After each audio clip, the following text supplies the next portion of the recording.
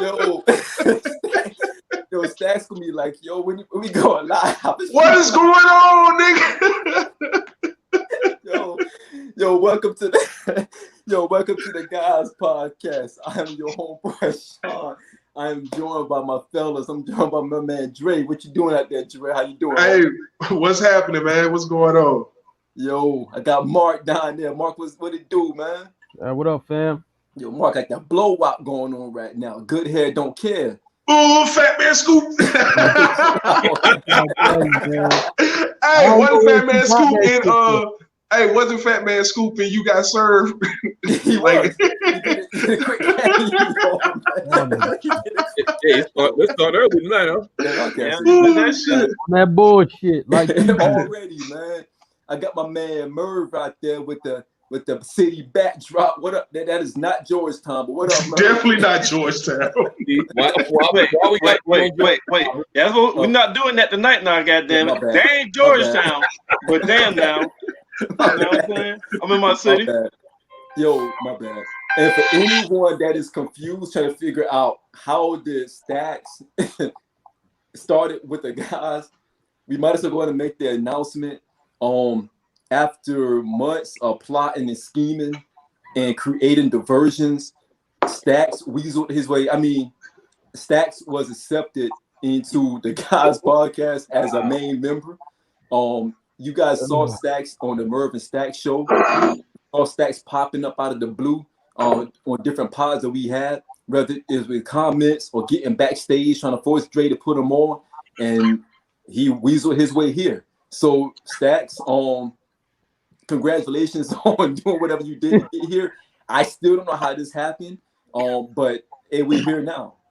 So how you doing, Stacks? Well, you know what? I'd like to congratulate you for that nice introduction, man. I think I came and immediately raised the standard of these group full of degenerates. Gentlemen. That's what I meant to say, gentlemen, that I'm affiliated with right now. So it's all love. Let's get this thing rolling. Hey, Sean, do you remember the time when Stacks photoshopped his face over my face and sent it? And then when I was like, get the fuck out of here, he photoshopped it again and put Mark face over it. Like, he was like, I'm in. Either way, however you want it. Legend. Nigga, I'm going. He was like, how do you want it? Like, he was like Tupac. Like, I'm going to be a part of the guys, nigga. Right. Speaking of don't forget, Mark had a meeting with us last night. So I just wanted to throw that out there. Kudos, shout out to Mark. Shout out to Mark. Hey, man. Hey, real talk. I thought AR Ab was coming. Like, I was. Hey, you know, I thought I might have to call him. I got the number, you know. So I'm glad I had to make that call, man. I was nervous, man. Real shit. Yo, so before we get into the pod tonight, what you guys are drinking, though? Merv, what you got down there, man? What you gonna surprise us with tonight? Hey, man. I got some different shit on deck. Oh my God. I still got the gin. I still got this peach and orange blossom Kettle One vodka botanical joint. My gin got botanical in it too. So I got two botanical liquors in this motherfucker. But you know what? I don't go with some Carlos Rossi sangria today. So I'm gonna finish this shit first because I'm not about alcohol abuse. So I gotta finish this shit first. When I finish this, I'm gonna smooth this motherfucker down with some sangria. Huh? Sangria? Sangria, nigga. Honestly, I'm real tall. I did not know men drink sangria. I did not know that. yeah, man, sangria. I just thought it was a Pusha T song. I didn't know that. Hey, this dude, did this dude really try to roll his R just now? Like originally, Oh, because I'm black, I can't roll my fucking R's. Hey, man, I'm just wondering if anybody else noticed that shit. Yeah, he did a Cardi B he did that old man, that old bird man. Hey, whatever. I got some sangria, and that's Spanish for blood. Oh, okay. Thanks. So Stacks, what you drinking on tonight? I'm still messing with the Kettle One, trying to finish off this bottle. I got a touch of sparkling ice in it just to give it a little bit of color. You know. And fuck what y'all say beforehand. I'm starting to feel like this is the Guys and Gals podcast. Yeah, guys and gals. Yeah. Hey, you can call it whatever the fuck it is you want. I ain't gonna switch my drink up. Yeah. No, listen.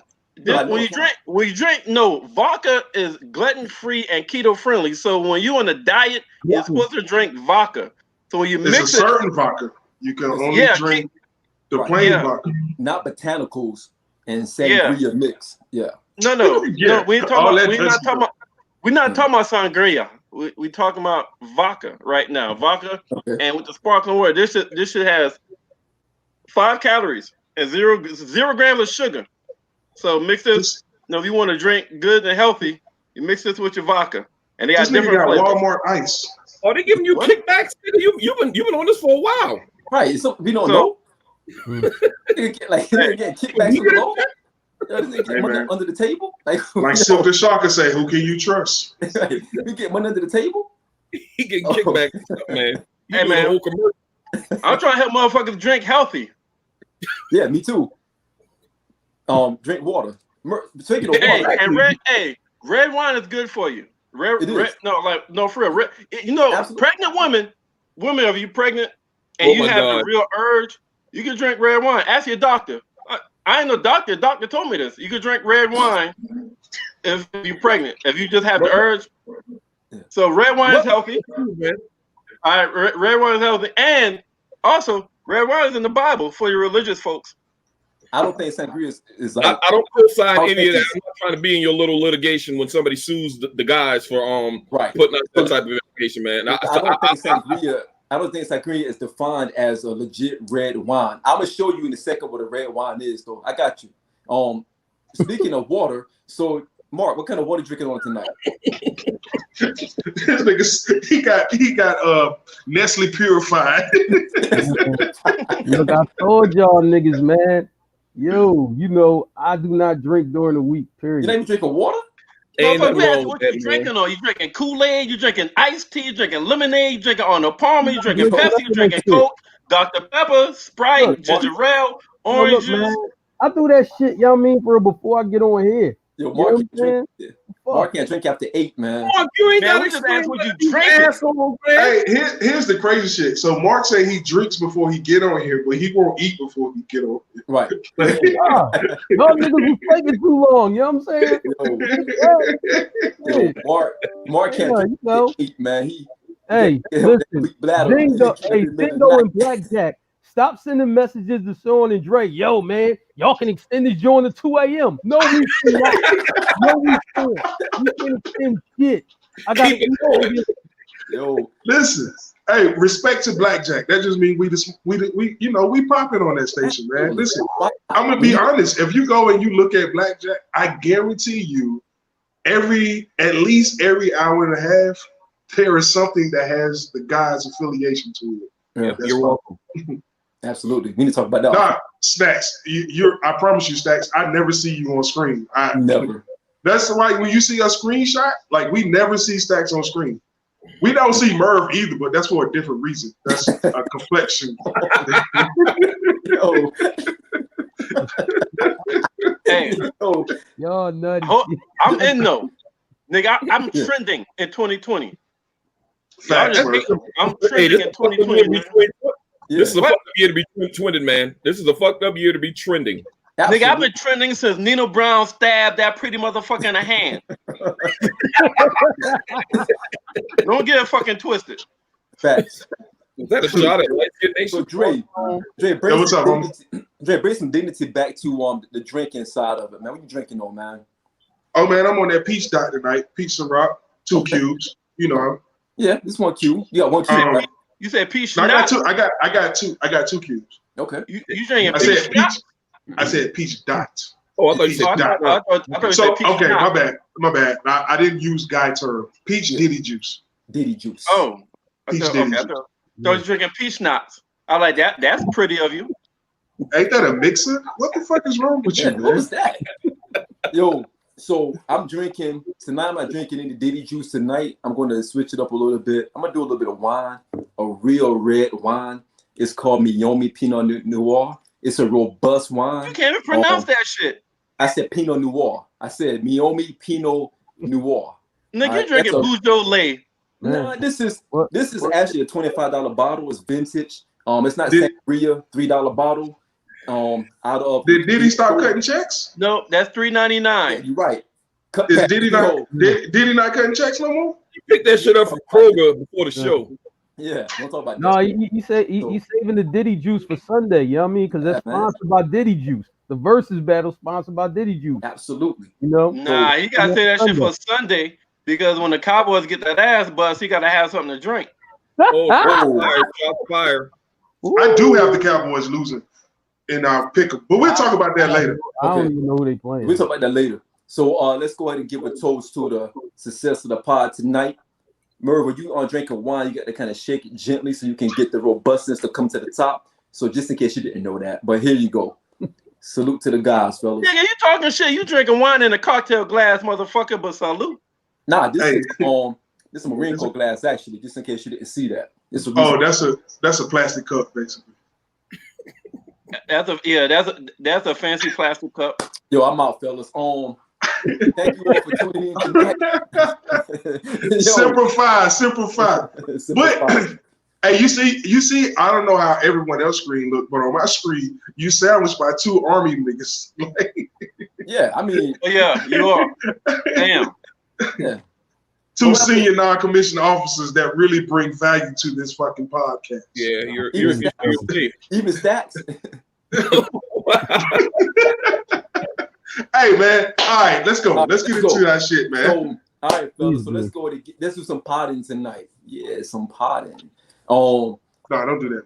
All right, that was kind of cheesy, but let's do some potting tonight. Let's go and get into it, fellas. So every week we do the re-review.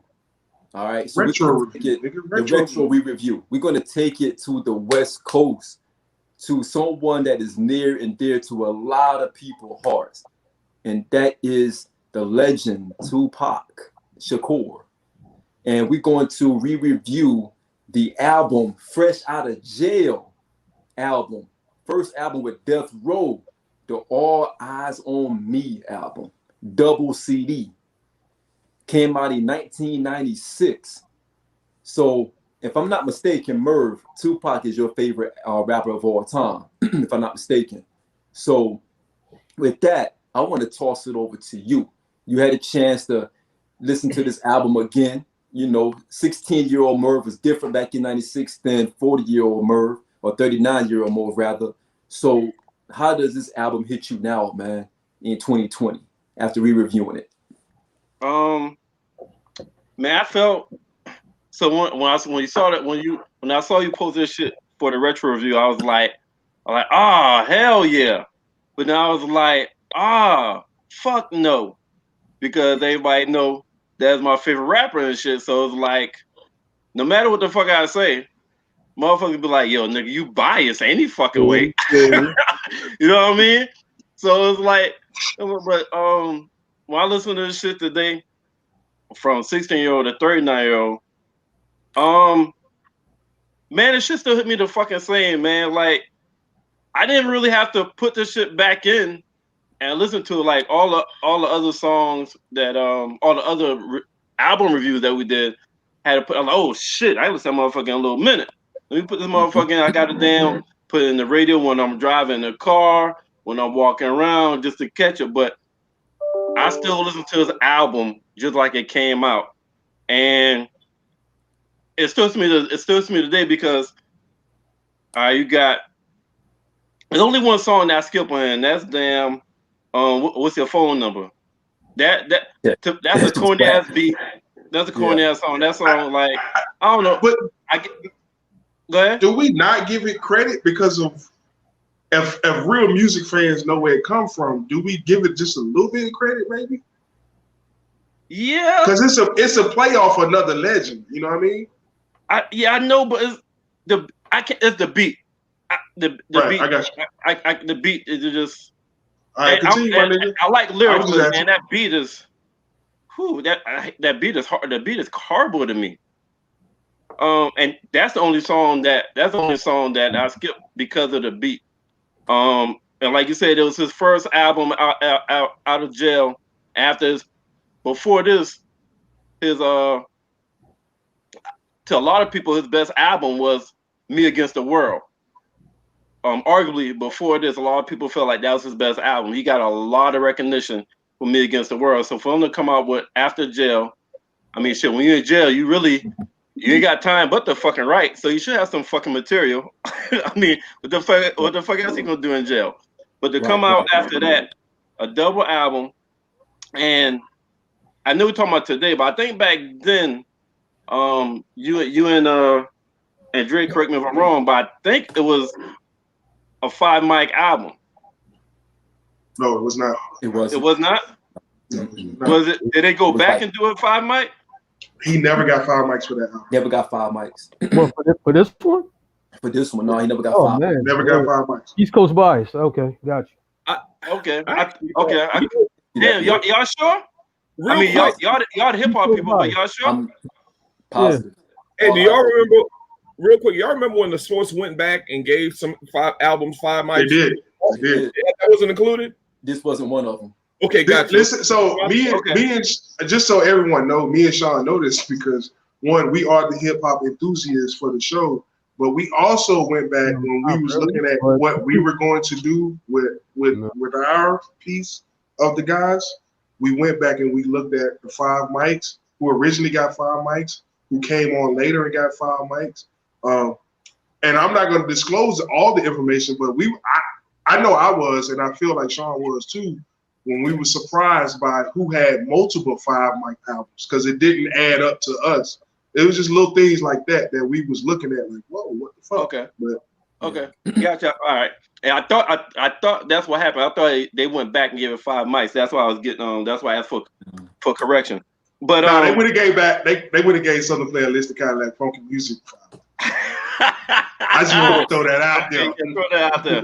But yo, when you talking about, so they got a playlist on Tidal. It's called Best Openers of an Album, and the opening song is called Ambitions as a Rider, and that's one of the fucking songs on that playlist on Tidal for like best openers for an album. So he starts the damn album off real fucking strong. Ambitions as a Rider. All About You is about different females. He's referring them as hoes. He got Snoop Dogg on it. That's right up your alley, ain't it? He got another goddamn hit called Two America's Most Wanted with Snoop Dogg. Then he got the conscious / storytelling a picture, like Wonder Why They Call You a Bitch. If you listen to that song, he goes in detail on why females call a bitch or different things that they do. He goes in details about that. Trade War Stories is not a commercial song. It wasn't a single release, but if you go back and listen to Trade War Stories, all 4 of them was telling a story, and it was just like just them going back and forth. Like, let me tell you my war story. Let me tell you my war story. The 4 of them going back and forth in that was really good. And then you got I got some songs on there that I still throw like I might be in the mood. So this album is one of them albums that was a feel album for me. You know what I'm saying? I felt a lot of fucking songs on here. Especially in the second one, we're talking about your Thug Passion. When I was in college, I was still making Thug Passion from the ingredients from this fucking song all the fucking time. Rather be your N-I-G-G-A, so we can get drunk and smoke weed all day. Listen, rather be a nigga. You run the streets. That shit, listen. That shit is talking to females and letting females know. I don't know why you fixed that face. I'm talking about me. What made me feel good? I don't know why you made that motherfucking face. We ain't talking about you. Oh. I mean, it's my time right now. What is going on? What just happened? I don't know what just happened. I was taking a shot. I took a shot and it kind of hit me the wrong way, nigga. And my neck. Damn. Oh, What the fuck? Oh, my bad. So like run the streets. He was like, yo, just let me do what I do. A nigga on the street to come home, make you and love you better. Like, you know what I'm saying? Telling a female he's dealing with, you ain't gotta be all on me. Like, that's not gonna get me. Like, just just yo, let me breathe, and I'm gonna take care of you. You know what I'm saying? So he got run the streets. Then he still got his songs where he's talking shit. And one of the what is that? I think is Holla at Me. Yo, I love Holla at Me. Like the beat, I love what he's talking about. Like it's a whole. I took a shot, man. My bad. He took that shot again. This shit is strong, man. This shit is strong. Yeah. Okay. So listen, there's only one song that I skipped. It's mainly because of the beat. Like I felt the album back then. I feel the album now. I still listen to this shit very regular. It's a double album, so I can't go in details of every fucking song. But it still hits me today. And I think it's still a lot of songs that he had on there are still relevant. Just like a lot of other Pac songs that's still relevant today that he had 15, 20, 25 years ago. Okay. Stacks, what are your thoughts on the album, man? Well, I hate to be the opposite of Merv because I'm a Biggie guy. Well, that's a fucking lie. You don't hate doing that shit, nigga. I don't know what. Nigga, just speak your truth. Talking about you hate being the opposite, liar. Oh, Merv, whoa. Hey, can we before we move on? Can we give a shout out to Stacks with the Yo MTV raps and shit in the background? Yeah, absolutely. Like that shit is super dope, my nigga. Is. Like, and it's crazy because Stacks bought that on the guy's first podcast. And he's just been waiting for a way to put it in. Waiting to put that shit up. So yeah, salute to Stacks for that. Yo, so, salute. Stacks, please proceed. Thank you. And fuck you very much. I just want to add that before I go on. Whoa, nigga, we was giving you props. That's how you feel? You know, backhanded compliment, right? Right. It was. Absolutely. Mark, you supposed to be on our side. He's new. But, yeah, Mark is new. Tupac, of course, is a cultural icon. I had a lot of skippables on this album. That's just me. I think I have a different music ear. And like I said, I don't dislike Tupac. I love Tupac. I love the actor Tupac. I love the rapper Tupac. But I was a Biggie guy. I think the album hit me a little bit differently than it did back then. Back in '96, when I think I was a senior in high school, whatever. It hit different. I could listen to it all the way through. I guess I got less patience as a 41-year-old. And there's just some stuff that I can skip on there. Now, to be fair, I think that you old as fuck. Nigga, look on. My bad. Yo, hey, go ahead. To be fair, I am I'm more on this album. I'm more interested in his bangers. To me, it's very hard to have a superior album all the way through if it's a double album. So I have some stuff. A lot of songs on there that I can skip, but the main ones, the bangers, I rock with, and that's all I have to say about that. So Stacks, well, can I before you go, Sean, Stacks? I just want to ask you a question. What's the difference? What is your difference between Biggie and Pac as far as Biggie being your favorite and this being a more? Because what I took from it was this is a meh album. Yeah. I'm admittedly, I guess I'm admittedly biased towards Biggie. But I'm saying why? What is it that draws you to Biggie more than Pac? Well, simply because I'm more of a East. I mean, I'm from the South, but I'm more of a up north, a fan of up top rap. You know, yeah, you're not from the South. Don't worry. Biggie. You know, I'm more drawn to rappers up north. Now, of course, I do fuck with Tupac. I fuck with Snoop and all of them, but it just hit. It doesn't give me. It doesn't. Don't worry about it. We're going back to Sean. Go ahead, Sean. Yeah. Hey, go ahead, Sean. I'm here. It's underwhelming. That's what I'm trying to say. Hey man, Hey, listen, this is his first show. When we ask that nigga a question about hip hop, listen, man. When we ask that motherfucking question about hip hop, it's like talking that motherfucker from Harlem Nights. Where you trying to got that? Wait. Oh, so now Merv see how we feel, Sean. Right. Now you start to see. Now it's coming to you. Now it's coming together. Now it's coming together. So, a question I wanted to ask. You made a valid point. You said that it's hard for an artist to put together a classic double CD. Dre and I had this conversation about 4 or 5 days ago. We were talking about this Tupac album itself, Wu-Tang having a double CD, Jay having a double CD, Big, and Nas, they all had double CDs. Well, let me go back though, because I don't want everybody thinking that I had an upper hand. It came from us talking about, we started with Wu-Tang Forever. This is just me and Sean having a conversation about Wu-Tang Forever. Everybody know Sean is a Wu-Tang stan. And when Sean is a stan, he's a stan of you for real. Like, ask Roy Williams. Roy Williams had to call the Charlotte Mecklenburg police on Sean. I'm not going to go any further. All right, but go ahead. Man, wow. That was... It's stories about Sean. Listen, you know, when Power first came on, Sean was going everywhere wearing a 3-piece suit. You know what I'm saying? Hey, Mark, so bad. Whoa, hey. Wow. That was rude. But yeah, Wu-Tang Forever was a great CD. And it was probably the best double album. But thanks, Mark, for throwing that out there. Yeah, I do own a 3-piece suit. I've worn it a couple of times when Ghost was getting busy. Yeah, so I mean that doesn't mean anything. I went to church. So, hey, Sean went in a 3-piece suit in Queensbridge. He was like, "Yo, I want to see Roxanne Shante and I want to see Nas. Yo, what's happening?" Yo, my bad. Hey, hold my on. bad. Hey, Sean, yes. you fucking a 3-piece suit? Yo, Mark, what do you think about the album, man?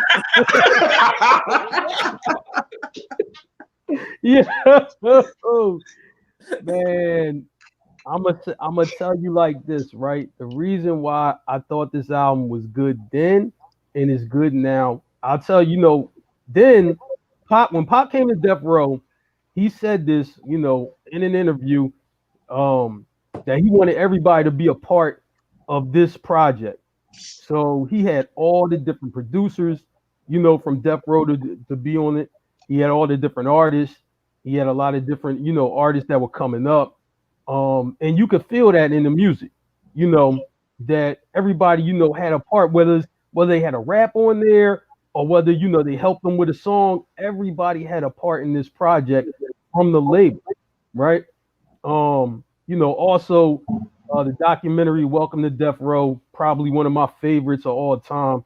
That was just some gems being dropped and some truth being spilled, on that. So I'm just like, I thought this album was really good then, really good now. And the reason why they had some bangers on there, but it puts you in all type of moods, right? Yeah. Especially, back, you talking 96, you talking, me, Young and Wild. Like, man, if you wanted to run down on somebody, you had music for that. If you wanted to, go fuck with the bitches, you had music for that. If you was just riding out, you with the homies trying to get at some bitches, you had music for that. And then when you wanted to hear some soulful shit that really, got to your heart and just like, yo, I felt that, you had music for that. So he touched on all angles, with this album, right? Now, when I listen to it today, of course, I'm going to be a little biased because I'm going to play my favorite shit from there. You know what I'm saying? Bitches and Zarada. That joint Bring the Pain is my shit. The boy Devontae from Jodeci produced that shit. Man, hey, Charlotte, North Carolina, that was my shit right there, So I'm like, man, you just ride out, turn that bass up, man, you know what I'm saying, and do your thing with that. How Do I Want It? You know what I'm saying? And then he had the remix, which was, the video was on BT Uncut back in the day. All the bitches was naked. You know what I mean? We love that shit. God damn, Merv done got the mark. I'm just like, yo, man, nah, but I mean, this is 5 times he said it. This is what it was, though. So I'm just like, it just gets you like in that mood, you know, for all type of things. So I just thought, you know, like, man, this album, this was what's up. Like, it just kind of spoke, you know, to like a young nigga, you know what I'm saying, doing his thing. And then when it speaks to me now as an older nigga, it's kind of like, you know what I'm saying, like, yeah, man, you can reflect on that time period of being a little, you know, kind of young and wild and doing whatever you doing. And then, you know, all type of stories, you know, come out of that. And even when you go to the cookout, you know, they tell you how wild you was and all that kind of shit. So, I mean, that shit was cool, man. And then, you know, with, you know, the youngest coming up, and then you had them listen to it like, yo, you know, like, yo, I mean, this shit knock, OG. Like, I like this shit. Like, so I could tell, like, a lot of, you know, a lot of what he made in this album was timeless music. So I have to give it its, you know, especially the bangers. Like, I got to give it its credit, you know, period, then and now. So I fuck with it all the way. Hey, can I interject really quick? That You already injected the podcast. Why stop here? Right, you shit. Damn it. Fuck. This is why we can't move forward as a people. Anyway, Mark, the way you broke that down and all that stuff, that makes me want to go back and, you know, give the album a couple more spins, man, because I've been big. Merv will tell you, I've been kind of anti-Tupac since we was in high school. I mean, but I respect his work. Tupac was out when y'all was in high school? See, this is what I'm talking about. Sometimes it be your own people. But all those things you said make me want to go back and, you know, give the album a couple of more spins, man, from a nostalgia aspect. Do that. I'm gonna do that too. Yeah. So Dre, how does that album hit you now, man? Man, I was torn. So with every album that we reviewed, like when I came out of it, I had a clear-cut decision. Yeah. I didn't have that with this album. So one, listen, Mark said it, Merv said it. I don't think Stack said it, but I understand Stack doesn't have the musical ear of the guys yet. But Ambitious as a Rider, that alone just makes you just be like, listen, that is one of the most classic. Like, to me, Ambitious as a Rider, it didn't get the airway play and it didn't get the club play, but that rivals Meek Mill's Dreams and Nightmares as far as an intro. So that's how, and if anybody knows, if you throw on Dreams and Nightmares, listen, you can save your whole set. If you playing some shit and you bombing, you can save your set by putting on Dreams and Nightmares. And I feel the same way about Ambitious as a Rider. The only thing is you got to do it 20 years ago. So I came here and I'm still torn. Of course, my favorite song is gonna be fucking Get My Mind Made Up. You know what I'm saying? Like, of course, it has. You know, come on, get on it, let it ride. It has the impeccable Redman on it. It has the almost great, not quite subpar Method Man on it. But a lot of people don't know is that is actually a GZA record that he decided to relinquish to Pac because he thought he was going to be on it, and Pac kind of screwed him over. It was Deck. It was Deck. No, yeah, my bad. I apologize. The Ivory Nets. Yeah, I knew that. Yeah. Expected that. And so he kind of got screwed over, and that is when I think that is when the album changed. Like, you got a couple more bangers, like Two of America's Most Wanted, the way that Pac and Snoop was able to go back and forth, you really would think that they had a friendship that would stand the test of time, only for us to come back later and find out, like, hey, nigga, Tupac and Snoop weren't speaking when he was killed. Right. So, but then when we go to the second disc, it started that way though. But that's a whole nother story. It didn't start that way. No, it didn't. Snoop was like, go get Pac. No, Snoop, listen, let's not put anything wrong on Snoop. Snoop is the reason that Pac is on death row. Yeah, that's what I'm saying. I said they started tight because when Tupac. My bad. Yeah, I said it started that way. They started tight because Snoop. If it wasn't for Snoop, Tupac would still been in jail. and well, somebody else. Well, he had it with somebody else. I know it was Snoop that hollered at Dre and hollered at Suge like, "Yo, we gotta go get him." And yeah, I know about that. I'm just saying when it started that way, but then they had that bullshit that came up. But it started that way. Is all I was saying. Yeah. No, you're right. My bad. I thought you were saying something else, but we're not gonna get into that. The second disc, I'm not a fan of the second disc at all. For real? I'm not. Listen, today, damn. Before when we reviewed it, when Sean sent it out, and I was like, I gotta listen. I did think that you wonder why we call you bitch. I thought that I was not gonna like that just because of the current climate that we're in. One, and then two, the fact that I have 2 daughters. I was like, yeah, I'm not gonna feel this. But actually, I was like, nah, this nigga's speaking facts. This is why we call you a bitch. Like, so when Merv get on the Guy Show, and Merv is the only person on the Guy Show that would call you a bitch. I was like, facts, Merv. Nah. Damn. But I'm giving you a shout out, Merv. Like, they deserve to be called a bitch. If you listen to this song, they deserve to be called a bitch. Thug Passion did not age well to me at all.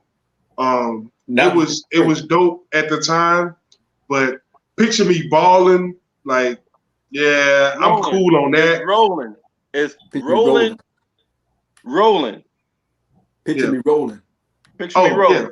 Yeah, my bad. Picture Me Rolling. But yeah, that's how much I like the shit. I don't give a fuck about the name. But then I will say I'd rather be your NIGGA. That shit is dope. And when you play it against, so for y'all, those that don't know, the other artist on there is Richie Rich. If you take Richie Rich album, he has a song called Seasoned Veteran. And on that album, he also has a song called Pillow, where he takes Tony, and they have that song, Lay Your Head on My Pillow. Like, he has a song balanced off that. That shit really flows, and you can understand why Pac was able to get on that song with Richie Rich and really create magic. Other than that, man, like, I'm cool. Like, so hey, just to piggyback real quick, Meg Thee Stallion sampled "Rather Be N.I.G.J." and she got a song. Oh yeah, she talking about she rather be a BITCH. Facts. And I had a conversation earlier. I don't want y'all to think I'm totally anti-Tupac. That Ambitions of a Ride is probably one of the greatest opening tracks on an album I've ever heard. People usually throw a banger like that in the middle of an album, but when you pop that on, you like, damn, this how this album gonna be. I will say that. Yeah, and also, Cameron, took the beat, did a song, and that shit was hot too. Same beat with my man with the one leg in the video. You know what I mean? For real, was doing his thing. He was bopping in that shit. You know what I mean? With the Dolphins jersey. Yeah, we felt that too, man. So, you know what I'm saying? I'm like, that song was the shit. Period. Yeah. So, Dre, you ain't like Trading War Stories? Nah, so listen, man, Trading War Stories. Trading War Stories that you would like because it's not commercial. No, I'm gonna tell you. I'm gonna tell you that you would like. I'm gonna tell you the song that I actually, aside from the one with Redman and Meth, the song that I actually love, and it pissed me off because it became a commercial song. It's the one where he was. I don't have my shit up. So the one where he was in the white suit. I ain't mad at you. That was my shit. I ain't mad. That was like. That was my shit, and then it was like, you know what? I grew up in an era where females fell in love with it. Nah, I don't think that was it though. With that song, I don't think that was it. Female, well, I know. Well, okay, I might not be it, but I'm telling you, females love that song. I ain't mad at you. Females in Georgetown love everything, so we can't really take your opinion. Compare that to anything. You know what I'm saying? Hey, hold up. I need to let the world know. He be talking shit about Georgetown, but this nigga graduated from high school 30 miles away. So, hey, the nigga right. But I was in Charleston. I was in North Charleston. Not a Google map, by the way. I was in North Charleston. Defend your city, boy. Defend your city, boy. Here go Mark. Here go Mark. Here go Mark. Here go Mark. my take on this album was a little bit different. When I first came into listening to this album, before I listened to it, I had my mind made up like, okay, this is not going to be something I'm going to get into. Because during that time, kind of like Stacks, it was like all East Coast. 96, it was like East Coast. You got to think about it. 96, the albums that came out that year, you had Reasonable Doubt had dropped, Jay's first album. You had Mobb Deep Hell on Earth drop, where they were dropping shots at Pop on that album. You had Fugees, The Score had dropped. Hell, you had Redman, Muddy Waters drop. Muddy Waters. Nigga. AT Aliens, and then you had Iron Man, the Ghostface first CD drop. And you have, of course, Nas It Was Written drop. So can I interrupt you real quick? Go ahead, Dre. Nigga, I don't give a fuck about you doing all that. Can we talk about the greatness of goddamn Daytona 500? That shit. Matter of fact, have you heard the sample? How they sampled that shit? I have. And I'm gonna be honest, thanks to Scram Jones. I've heard the sample. Hey, Murray, remember you listen to that shit at work? That Daytona 500 Iron Man? Yeah. Yeah. Then RZA was a genius, man. I don't care what nobody said. RZA was a genius.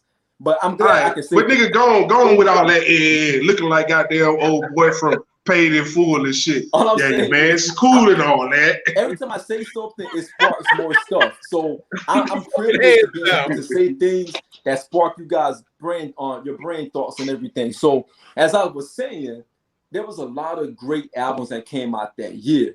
To me, at that time, 16-year-old Sean was not into All Eyez on Me. It was like, just like Stack said, it was like either you East Coast or you West Coast. There was nothing in the middle. There was no in between. You had to figure out where you land on that.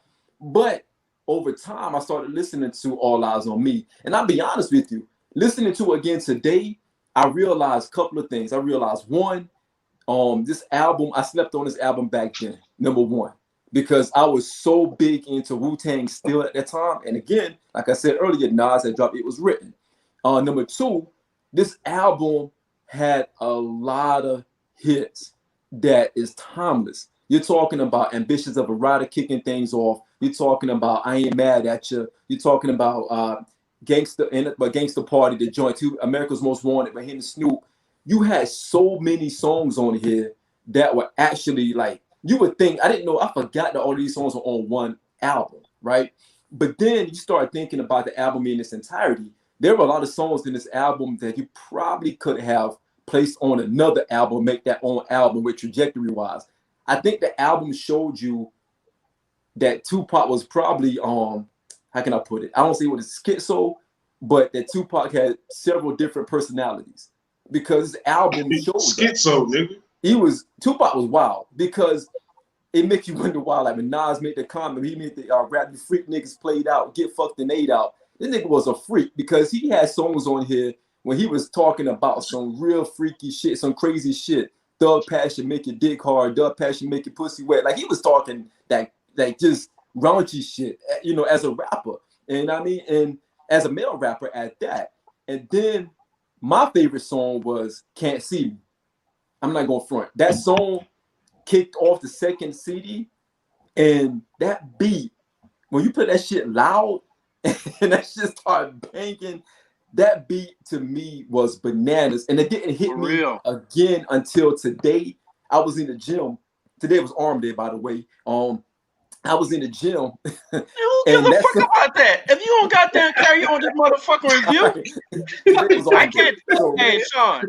What? I can't tell that today was Arms Day. Yo, today was guns. Today was. And that's why the nigga try to wear a goddamn short sleeve, long sleeve shirt. Yeah. This nigga got on a thermal. You see the nigga, elbow and shit. Hey, it's 80 degrees it's 80 degrees in Greenwood, and you got on a thermal, nigga. See the horseshoe. But anyhow, as I was doing arms today, and this song came on. I was just repping out because I'm like, nigga, you doing wrist. Nigga, you doing wrist. Shit. Yeah. All right, that's too far, man. So can I see, so this too far, man. Finish. Hey. Can't See Me. When I was listening to it, and then Can't See Me came on, I was like repping out, like, okay, you can't see me. You know what I mean? So And I remember how this song hit me back then. Out of all the songs on this album, Can't See Me always stood out to me. And I say that because I do think this album, to me, is not a classic. And Murray, back to your point earlier, it was a 4.5 mic album. It was a 4.5 mic album. So it was close there. But I think because it was a double album and you had so many fillers in here, it was one of those things where, man, he could have stripped this album down and it would have been a bona fide classic. And exactly. I asked you a couple of weeks ago, actually a couple of days ago, does Tupac have a legitimate classic album? And he said no. And I had to think about that. I asked Dre, did he think that Tupac had a legit classic album? I'm finna tell you right now, if you leave me out to dry, I'm gonna tell the truth to the people, nigga. I'm not. And I agree with him. I had to think about it. He doesn't have a legit bona fide classic album. He's a legendary artist, but even listening to this album right here, Tupac's energy was stronger than the message of the song, and it was stronger than his lyrics. His energy and his delivery on these songs was ridiculous. He came out of jail hungry, and you can hear it and you can feel it in his music on this album. Go ahead. So let me ask you. Hold on. Wait, I'm gonna say this. No, hold on. Because Merv really want to talk his shit, and I would just want to say this real quick. I'm gonna say two things. One, I think that what Sean is speaking to is his energy. If you compare this album and you compare his energy to something of what's the little diss track that he came up, Hit 'Em Up? Yeah. Like his energy was different. So his energy was here on the album, but the production didn't match. Right. Also, what I'm gonna say is, so that's fact one. Fact two is gonna be that if you listen to the album, like I found myself slowing down as I talk. And I think that comes a product of Dre and the boom bap era when things were trying to change. And it was like Dre is not willing to change, Daz is not willing to change. Old boy from Jodeci is not willing to change. And at that time, Johnny J. Yeah, Johnny J. Yeah, from Chicago. Yep. He wasn't willing to change at that time. So if you listen to the album today and you were still able to spit word for word like I was, you found yourself being like especially the one with Snoop, like it really is slowed down. It's like, yo, am I tripping? Like, am I special ed or some shit right now? You know what I'm saying? And so I think the production has a lot to do with it. And we were still in that. We was trying to climb out of that boom bap era, but we didn't want to let that boom bap era go. And that also makes a difference when you're listening to it today. Right. Lyrically, if you listen to this album really good, Tupac said a lot of recycled lines. A lot of his stuff was like recycled. Like it's a lot of Hennessy. Right. It was like a lot of his music you can hear in this album where he was kind of being repetitive a lot in this album. Yeah, Merv was disgusted. Now the Merv was disgusted. Not taking anything away from it. But Stacks, I want to ask you this. Because Hit 'Em Up wasn't on this album, but it came out around between this album. I think it came out right after. If I'm not mistaken. Hit 'Em Up was a B-side to the single release. Okay. The California Love single. That's right. Hit 'Em Up was on the B-side. That's right. And I know people give Hit 'Em Up all of these accolades, but I went back and listened to that again today as well. Hit 'Em Up wasn't really a great diss record. No. It was more of it was a posse cut. It was in your face. That was in your face and it was bloated, but it really wasn't. It didn't really sting the way it stung back then. Because back then you kind of took it personal. You know what I mean? If you a Biggie fan, and Stacks during that time you was a major Biggie fan. How did you? Me, I was like, I don't care. It's not Nas. I don't care. You know what I mean? So how do you feel at that time, Stacks? How you felt at that time? I was like, fuck Tupac. To be perfectly honest with you, I was in my feelings when that shit came out, and I was like, fuck Tupac and everything he's saying for. I'm gonna be totally honest with you. But that consolidation idea, as far as I think that this album could have been, some of them shits could have been left off, and they could have consolidated that album to become a classic. Yeah, Merv, you don't like to hear that shit, but that's just how I feel. Absolutely, that's me and Sean's point. That's what me and Sean talked about weeks ago. Listen, that Hit 'Em Up shit, you know what I mean, was crazy. That shit went in. And the reason why it went in because of his energy, man. You know what I'm saying? he just came so reckless on this fucking song, right? You know, so he had his verse. All right, you can skip all them other niggas. You know what I'm saying? And then he just was talking shit at the end. You know I what I'm think saying? they really had the better verses though. That's the thing. No, but here's the thing though, right? I'm like, yo, we ain't even pay attention to that shit. You know what I mean? Nigga, no, we confrontational. We like confrontation. We like confrontation. And we like confrontation. So And that's why like, yo, we say that. no, what I'm saying is that when Pac came, he had that energy. Everybody just kind of flowed and they fit in that shit. And they were just kind of following, you know, what Pac, you know what I mean, for what Pac had going on, what the beef that he had. So they following that beef, right? But then Pac just came on, started talking at the end, like, man, fuck Chino XL. Like, yo. I'm like, yo, we was feeling that shit. It was crazy. You know man. what I mean? Yeah. I mean, we love that shit. You know, we love that shit. So I'm just like, man, like when you talking, you know, to young me, I'm like, that's all I wanted to do, you know, just ride out and just do wild shit. So any music, you know what I mean, for the spoke like that spoke to me. You know what I'm saying? That's what we was doing here. Well, we running down. And then we're gonna go and get some britches afterwards. But we're gonna run down on somebody first. Like, But today, more. Now today, it's like How many flames are you giving it today? Yes. Man, Because today, no one answered the question. How many flames is Pac getting How today? many flames you give Pac today? I would say like this, man. I think his bangers on this album were so good, it carried the rest of the album. It's like having that one-star player that scores 60 points in the game. And I'm just like, yo, that's why I think it carried it all the way to Four Flames for me today. Because I'm like, the bangers were so good that I'm like, even the ones that I don't really care for right now, it's just like, I ain't really feeling that today. But the ones that were really good still stood the test of time today. And since they did, you know, to me, it carries it, you know what I mean, the Four Flames. I'm just like, you know, if those bangers, you know, weren't on there and they were on another album, it would probably be less, but those bangers was tight. And I say like that's how it carries it to Four Flames for me. I'm gonna say this, Sean, before listen, I know you gotta do your thing, you gotta keep us on schedule. But listen, Mark, to be so Philly and to be so hip hop and to be so critical, I don't think Mark has given any album less than Four Flames. Everybody got Four Flames. No, you know what I mean? No, I gave you less than Four Flames. Everybody got Four Flames. No, I gave You you got Four Flames. You got Four Flames. Nigga, listen, I got Flame because everybody knows that I feel Andre is the GOAT.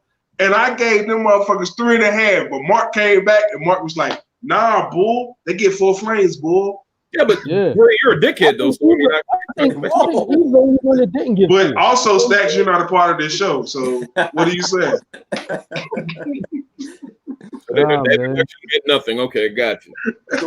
So Merv, how many flames you get it, man? Let's get Merv flames. Look at his face, man. Hey, perk up, man. Damn. Hey, Merv is pissed right now. I don't even know why. Yo, real talk. When Pac took that picture in the tub. Oh no! What about when he was in the fucking I don't know what they shit called, the little ballerina shit? You remember he was in the ballerina shit? That's what I'm saying. Yo, Nas was like, you freak niggas played out. he called Pac a freak nigga, man. My bad, Merv. I'm on your side, Merv. I'm always against Sean. I'm on your side. Yo, Merv, you get that poster? This little nigga named Nas talking about he lying like me. Talking about he left the hospital, took 5 like me. Nigga, you living fantasies, nigga. I project them. Oh, you gonna quit?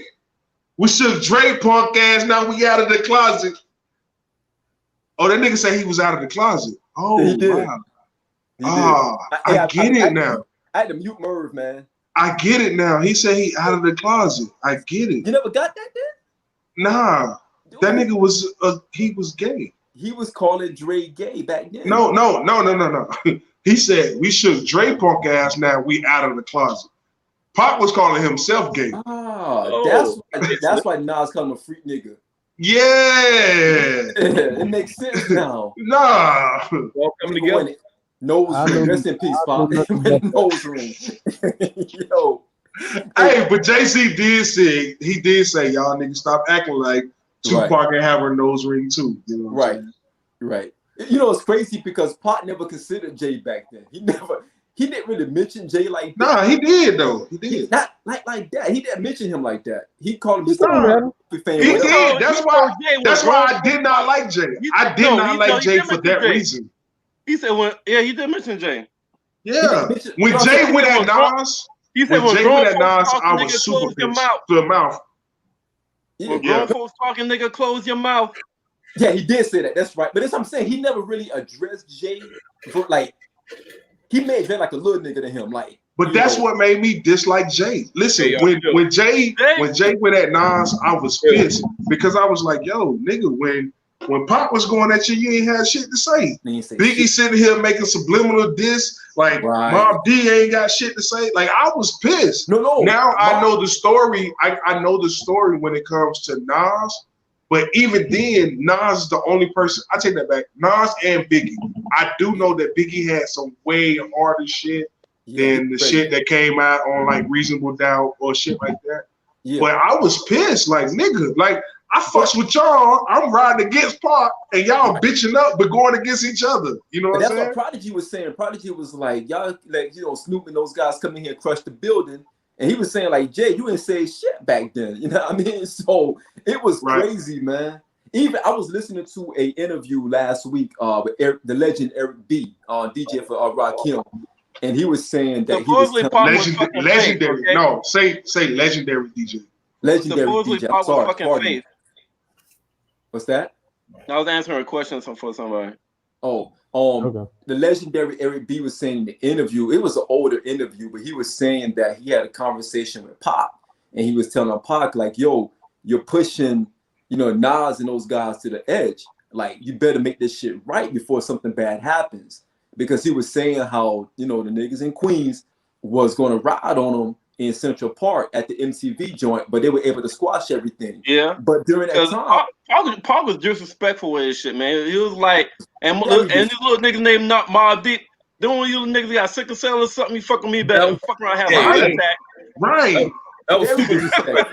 Like, dude, am I the only person that hear that shit to now? And I cringe. Like, if I hear that shit, I'm cringing. Like, very, very nigga, like. But that's what I'm saying. It was like, you look at, we said a couple weeks ago, like, they say, well, art imitates life or whatever, vice versa. Pop wasn't always like that. You know what I mean? It just seems like when he got with Suge and Suge back, it was like he was going at everybody. You know what I mean? And it was crazy. I think at that time we were young, so we didn't really know the impact that would have. We didn't know that, a couple of years later, him and Pac, him and Big would get killed. You know, hey, who's L? We finna kick L off because she going. Him and Jay never really confirmed to the world. They kind of kept it like their own little secret. It was like my little secret, like escaping shit. You and my little secret. Was it really a secret, really confirmed to the world? Was it that a secret? No, I said they never confirmed to the world. I said they kept it like it was a secret. That's what I said. BG said. Like BG said, I want to do like Tupac and fuck Will Smith bitch. Like, yeah, but I mean, right. or we can change it and say I want to do like August Alsina. Yo, whoa, come on, man. My bad. Come on, okay, man. Go ahead. My bad. Yo, Philly, stand up, man. Philly, stand up. Yo, man. That don't have nothing to do with Philly, yo. Like, the motherfucker. But real talk. Remember when with Lil Wayne? I'm just playing. Remember when Lil Wayne had sneak diss on Meek Mill on that song? No, it wasn't Wayne. It was Wayne and Drake. Wayne and Drake. Listen, Wayne was like, nigga, Drake came on and said, "I ain't never fucked Nicki, but I want to." Like, what the fuck, nigga? Are you talking about two niggas who had to stay in their hotel in Philly and couldn't go nowhere else? Okay, those niggas. Okay. All right, that's what I don't know that to be fact. You need to bring. I don't know that to be fact. You need to bring AR album. I do know that after he dropped back to back, he was walking through Philly. Matter of fact, he rang the fucking Liberty Bell. He like, did. He did. Oh, he was I mean, I didn't think about it. Okay. Yo, real talk, I didn't really think about it. I'm not trying to clown Meek Mill. I know we Meek Mill the butt about jokes. No pun intended. But when Wayne, hey, I like Meek. You gotta stop there. I like Meek. But Wayne was out. Hold on, wait a minute. I was finished. yo, we don't have to. You don't have to keep yelling. We hear you, I nigga. think I was out of pocket when he got pressed by Gilly. Like, how was he out Yeah, of pocket? Wayne was crazy for saying that though, man. That was disrespectful. On the song, he was like, Nikki, like she need dick in her life. Like, she got a man over here. Why would you say that? Like, yeah, why would you say that? But Meek didn't do anything. So Philly, stand up, man. So let's. All right, we done, man. Let's go. We gotta keep going. We gotta keep going, man. We gotta keep going. We dived into that Tupac a little bit. Hey, we gotta keep going, man. Hey, but hold on, real quick. Yeah. Like, if y'all niggas got shot, and you feel like you said, like, Sean, let's say you like, yo, Sean, like, yo, Merv, where you at? I'm on my way to your. I want that question. I want that question. What question? Go ahead. Yeah, that you finna ask Sean. Oh, what's the question? You was like, yo, Sean, you was like, you hit me up like, yo, Merv, where you at? I'm like, I'm such and such. Like, yo, word, I'm on my way there. And while you in my area, you in my neighborhood, you in my hood, that's supposed to be where I'm at, and niggas roll up on you, and you get, and you know what I'm saying, you get shot. Then on top of that, you're in jail and all that shit. So all this shit happens. Mm-hmm. You get shot. You feel like your homeboy, who you thought was cool, set you up. You really believe that's who the fuck set you up. And then you recover from all of that. Nigga, shit like that changes you. Can I answer the question first? You know, shit that was some street shit. Like, it's not even that. Let's go deeper than that. First off, this is why Merv has a fucking view that is tainted, because Merv is from Georgetown, and I say that I'm not being funny. So when you think about Georgetown, everybody is connected in Georgetown, right? Everybody is not connected in New York City. So when you got some people telling you, and the reason why I say I'm gonna use that line is because, listen, if you look at every fucking biopic that was made that was dealing with Pac and Biggie, everybody, even on Pac's side, they all said that Biggie was there for Pac. Biggie was like, yo, leave Haitian Jack. Don't fuck with these niggas. These niggas are the truth. So I feel like Pac was in a situation where he had to try and blame somebody. And that is my issue with Pac. Right. I feel like today, if Pac didn't jump off the ledge, Pac would be alive, Biggie would be alive. I say all of that, and I do know that, hey, you're going to die when you're going to die. There's no controlling it. But I still feel like them two brothers, they died over some bullshit, and it was bullshit because of one person, and that one person is Tupac. Tupac is the reason that there was an East Coast, West Coast war. Tupac is the reason why Orlando Brown was getting jumped in fucking Vegas. Tupac is the reason that Orlando Brown feel like he had to retaliate and break in Vegas. So I feel like Tupac is the reason, and he's the order of effects for all of that shit. That's my personal opinion. I don't know none of this shit because this is the Guys Podcast, and we are fans, and we do this shit from a fans. I agree. And we're talking to fans. But Dre, so I'm not even gonna say that I disagree with you.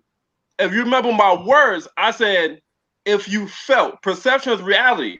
You know what I'm saying? A lot of times when we feel, so it's like this, right? If all five of us, if we believe something is true, you know what we're gonna do? We're gonna look for facts or reasons to support our truth that we believe. So that's why I said felt. Confirmation you know what I'm saying?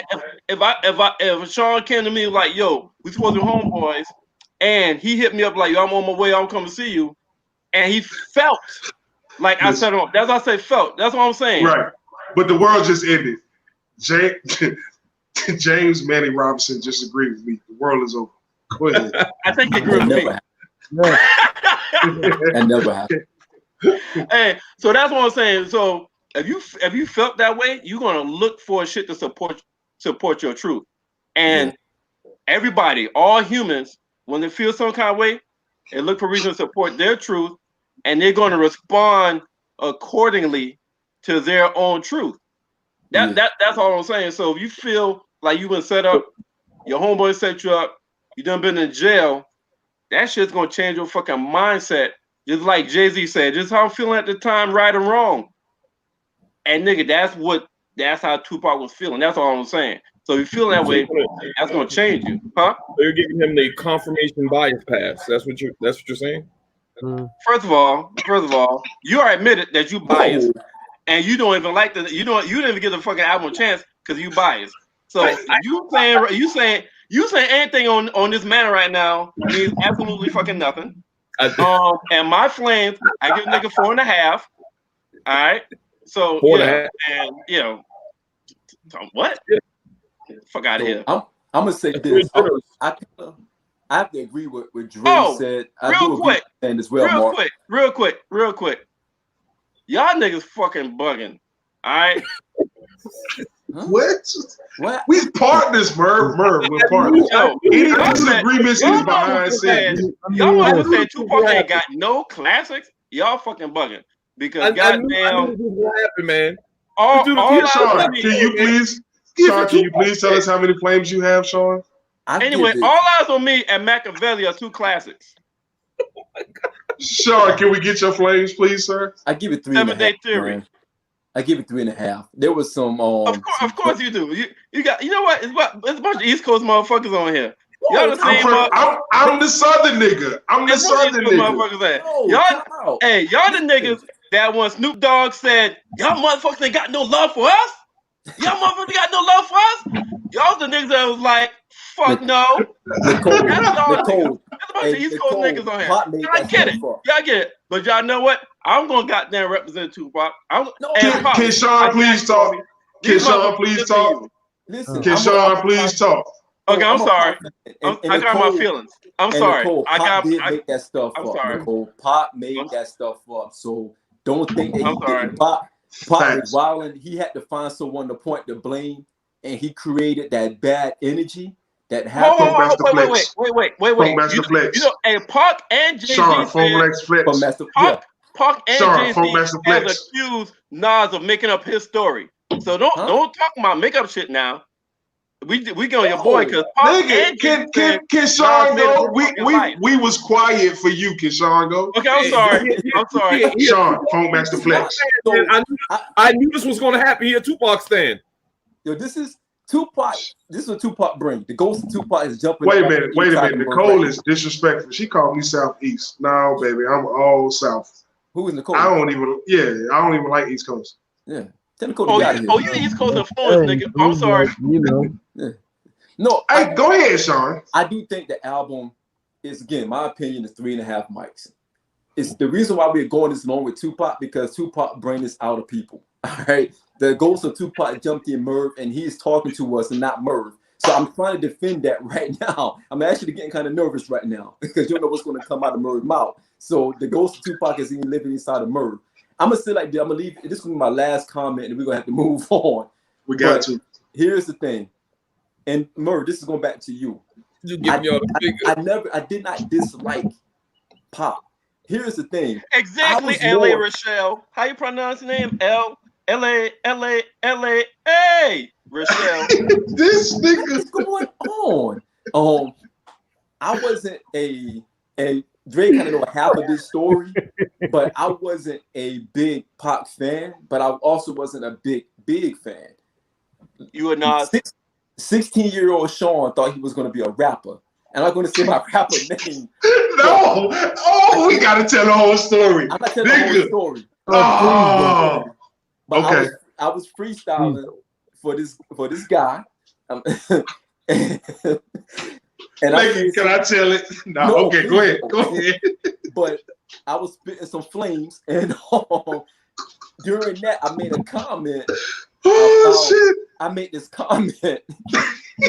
Never mind. Let's move on. I know. I'm finna tell you. No, let's move on. Keep going, man. Hey, listen. All I'm gonna say is Sean is from Queens, and Sean can't go to Harlem. That's all I'm gonna say. Yo, I had this bar. Real talk. I had this bar. Sean was trying to shit on a certain music group, where the leader was from Harlem, and that nigga wasn't feeling that shit, and he told Sean, "Yo, son, you come uptown, I'm gonna put them hot things in you." Chill out, man. I said a verse. He told him to take the pink off. Take the pink off, man. You can't wear the pink. Like 96, 95, 96. Oh, no, this way before the pink, nigga. It was way before the pink.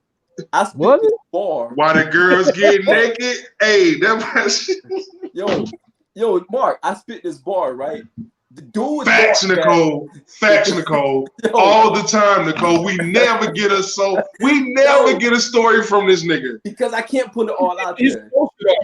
That's for the Patreon. We go Patreon. I tell the story on Patreon. But yo, Mark, I was like 15 years old, right? And the first line that I said, I'm not gonna say the first line, but the dude stopped me. He was like, yo, whoa. No, the first line, listen, you gotta be a hip-hop fan to know the first line. Just give us the first line. I said something like bad boy, whatever, right? So I'm not gonna go into that. But the dude stopped me. And I was with my uncle, and dude stopped me. He was like, yo, whoa, we can't do that. I said, what you mean? I was like, what you mean? He said, yo, are you riding with them West Coast boys? Because you cannot say that. I wasn't thinking that the first bar that I was spitting to him off a freeze at the top of the head was something that was going to like really aiming at Bad Boy Records. I'm calling Jason Roof. That's me 15 years old being naive. I'm not going to get into the whole story, but more of the story is I was a Pac fan. I was a huge Pac fan. I was more riding with Nas, Mobb Deep, and Wu-Tang. So again, guys, great conversation on the Tupac discussion. I know Tupac brings this out of people. Again, you got those who love Tupac, you got those who kind of in between, and you got those who just like they don't really care. Yo, I don't know who L is, but L is wilding in the comments. I like her. That's the homie. LA, hey.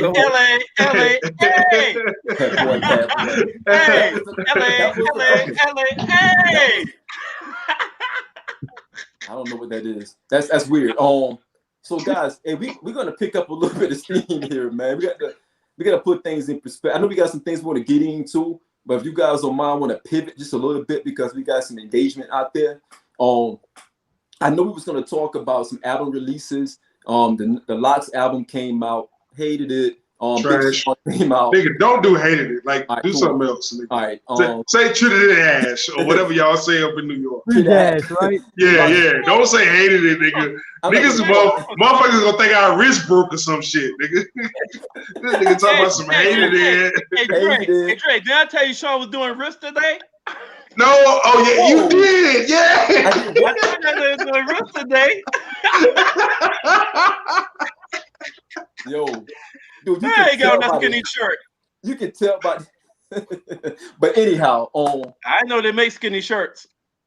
Yo, what is your deal, man? I'm sorry. That's Tupac system. Hey, didn't Prince have a song called Ingrid Johnson? Yo, whoa, hey. Oh my goodness. Oh my bad. All right, let's go, man. Let's go. What are we doing? What are we doing? I don't know. Sky talking this shit. Let's go. What are you saying? You said we man, goddamn, ain't you the goddamn host? Keep us in line, motherfucker. I mean, no, you didn't like the Locks album. I'm being attacked right now. Are you? You didn't like the Locks album. Nigga, Payback is a bitch. Because let's not act like a couple weeks ago that you didn't come at Black Thought Head. You didn't come at fucking whoever the fuck Merv. Like, I think it was Eminem or some shit. But and then you came at Redman Head. Nigga, you shall pay, nigga. Like, we ain't forget shit, nigga. Fuck you. Fuck Nas. Like, scumbag. That's fair. I can live with that. That's fair. Oh, and then since we don't have a rapper for Snacks. Since we don't have a rapper for Stacks because he never gave us his top 5, we just gonna say fuck Stacks. Right. Yeah, fuck Stacks. Yo, we got to move on, man, because Mark getting hungry right now. It's getting close. It's getting close to chicken nugget 9 o'clock. So chicken tenders. He don't eat nuggets. He eat tenders. Chicken tender 9. So I want to move on to the G Unit topic because 50 Cent was on a Who Kid interview and he made a crazy comment. Whoa, which I heard him say before a long time ago, like in passing. Can you give me your question?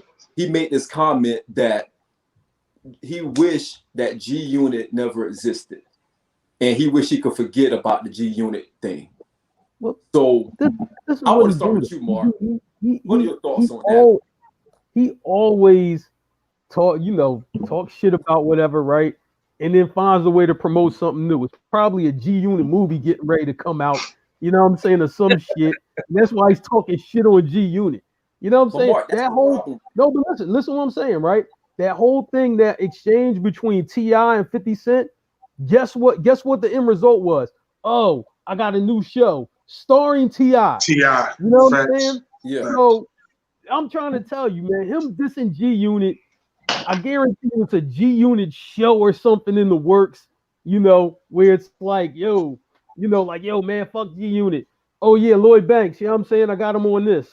Or yeah, yo, still my man. Like, you know what I'm saying? I'm like, man, the only person he really don't fuck with is like Young Buck or whatever. And he's played him and disrespected him so many times I can't even count. You know what I'm saying? Yeah. But everybody else, you know what I'm saying? He's kind of decent with, but 50, he's always promoting something, right? Yeah. And it's always going to be a kind of like a love-hate relationship with him, but you always going to make money with him. You know what I'm saying? So I think it's one of these things that I take as a grain of salt, where I'm just like, I don't think it's serious. Now, if he was talking about Young Buck, yeah, I think I think Young Buck is like a step below Ja Rule for 50 Cent. Like, look, that's a beat for life. You know what I'm saying? And it will never go back the same way. But I think as far as G Unit, Yayo, that's his man. I mean, Yayo didn't committed crimes for 50 Cent. They all right. Anybody will, yeah, allegedly. Sorry, Yayo. But listen, you know what I'm saying? I'm like, look, like he has a good relationship, with most of these guys. He even has a pretty good relationship with Game now. And that was like terrible, years ago. But Yeah. I'm like, man, after you do a few movies and some TV and all of that, and you cash some checks, it's like, all right, well, the nigga ain't that bad. You know what I'm saying? So I think this is just Fifth quoting something else. And we're going to find out what it is. We just don't know it yet. No, I think it's legit. How about so Stacks? What do you think? Do you think G Unit is a? Do you think they had a really good run? Do you think their run was a fluke? Where did you put G Unit in the pantheon of movements? They had a nice little run. I'm not going to put them up there with no like groups like I'd say the Locks and Wu-Tang and stuff. They had a nice little run, but I think 50 Cent says shit for shock value. He's the 90-10 type person. Not 90% of it's going to be bullshit, and 10% you can believe. And like Mark said, he probably scheming on selling some shit. I think I'm disappointed that he feel as though he want to forget that era. I mean, that's part of his legacy, whether he likes it or not. Damn, somebody who is Christian? Listen, that's my nephew, man. Listen, that's my nephew. Like backup dancers for Chingy. God. Hey, so y'all see, it's not just me; it's the bloodline. How you about the bloodline? Well, I mean, but like Stacks was saying, man, G Unit's put out, they put out a lot of good music though during their run. I mean, the mixtape. Album. Whoa! Who the fuck is L? We have to get L on. Listen, L, bruh. You know what? It makes sense. Great, nigga. L is my dog. I fuck with L. I've never met L. And listen, I'm finna add L as a Facebook friend, and we know that's tough. Like, nigga, L is the shit. Dre, I think L probably watched that battle. L probably watched that Merv battle. And she was like, he played best friends. She was like, that nigga lost. She was like, that nigga. Merv, I got a question. No, hold on, Sean. I got a question for Merv. Merv, when you played best friends, did you think you would win that round?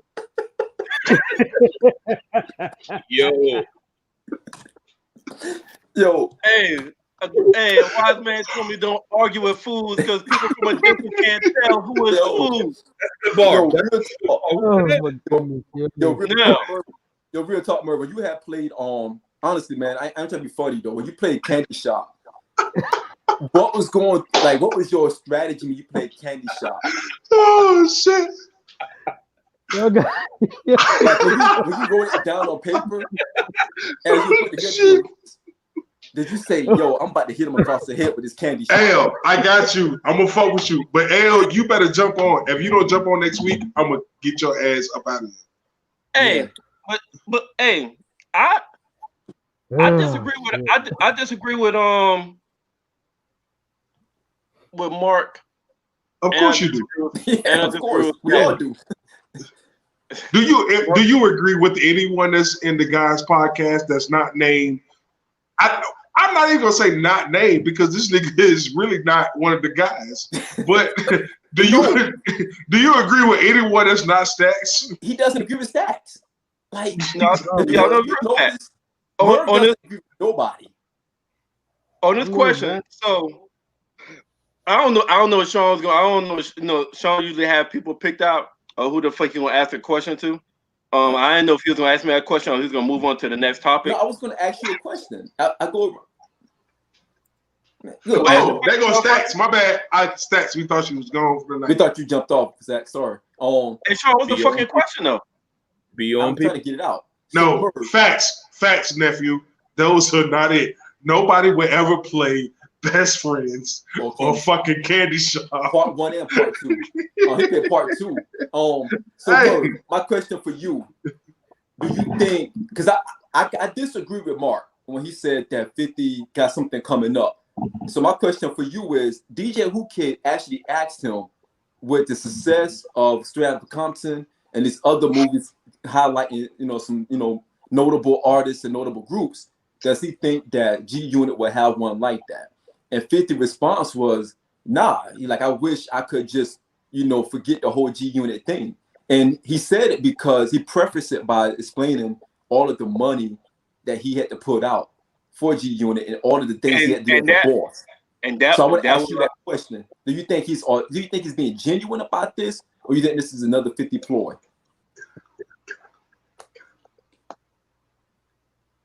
Listen, 50 feel like I feel. I was like, remember when I was like, the guys is a dumpster fire you? That's how 50 feel, man. 50 feel like the guys and G Unit is a dumpster fire. Hey, Dre, you can't even talk no more. We no negative energy, nigga. So you muted right now. No, it's not negative energy. It's fact. Hey, listen, let Mark answer the question. That's nothing to do with the question, Dre. Now, back to what I was saying before we was really interrupted. Y'all, and like Stacks earlier, sometimes it's your own fucking kind, man. Hey, but nah,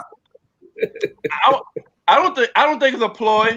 I don't think it's a lot of times 50 Cent, he creates shit to bring buzz. 50 Cent had like that Eazy-E mentality back then when Eazy-E said all publicity is good publicity, and I believe 50 Cent feels that way as well.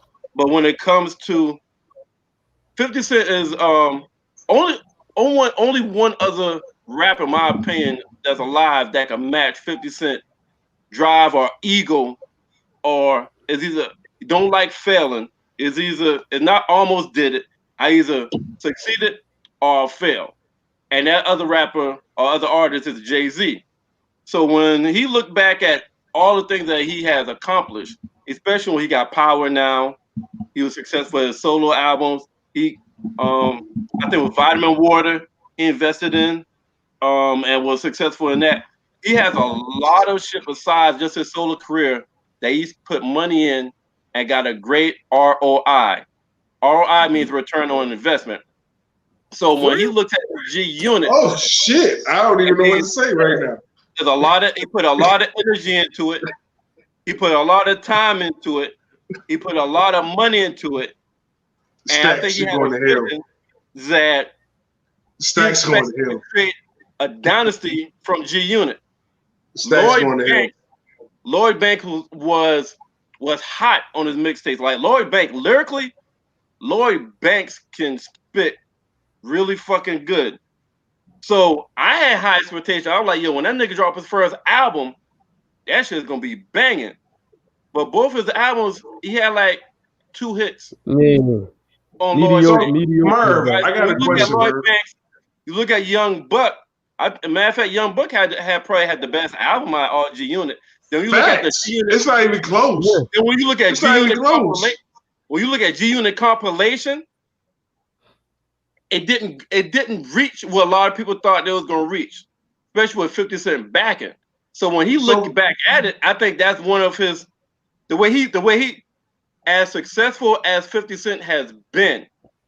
All right, his vision of success is different from probably 95% of the rest of the fucking world or Americans or whatnot when they vision success. We may look at that shit as successful, but he probably look at that shit as a failure combined when you look at all the other shit that he's done, even non-musically, that has great ROI and it adds to his legacy, adds to his grind, and he didn't mind putting the time into it. So we look at that shit, he probably looking like, yo, all the time money I put in that, I could put that shit.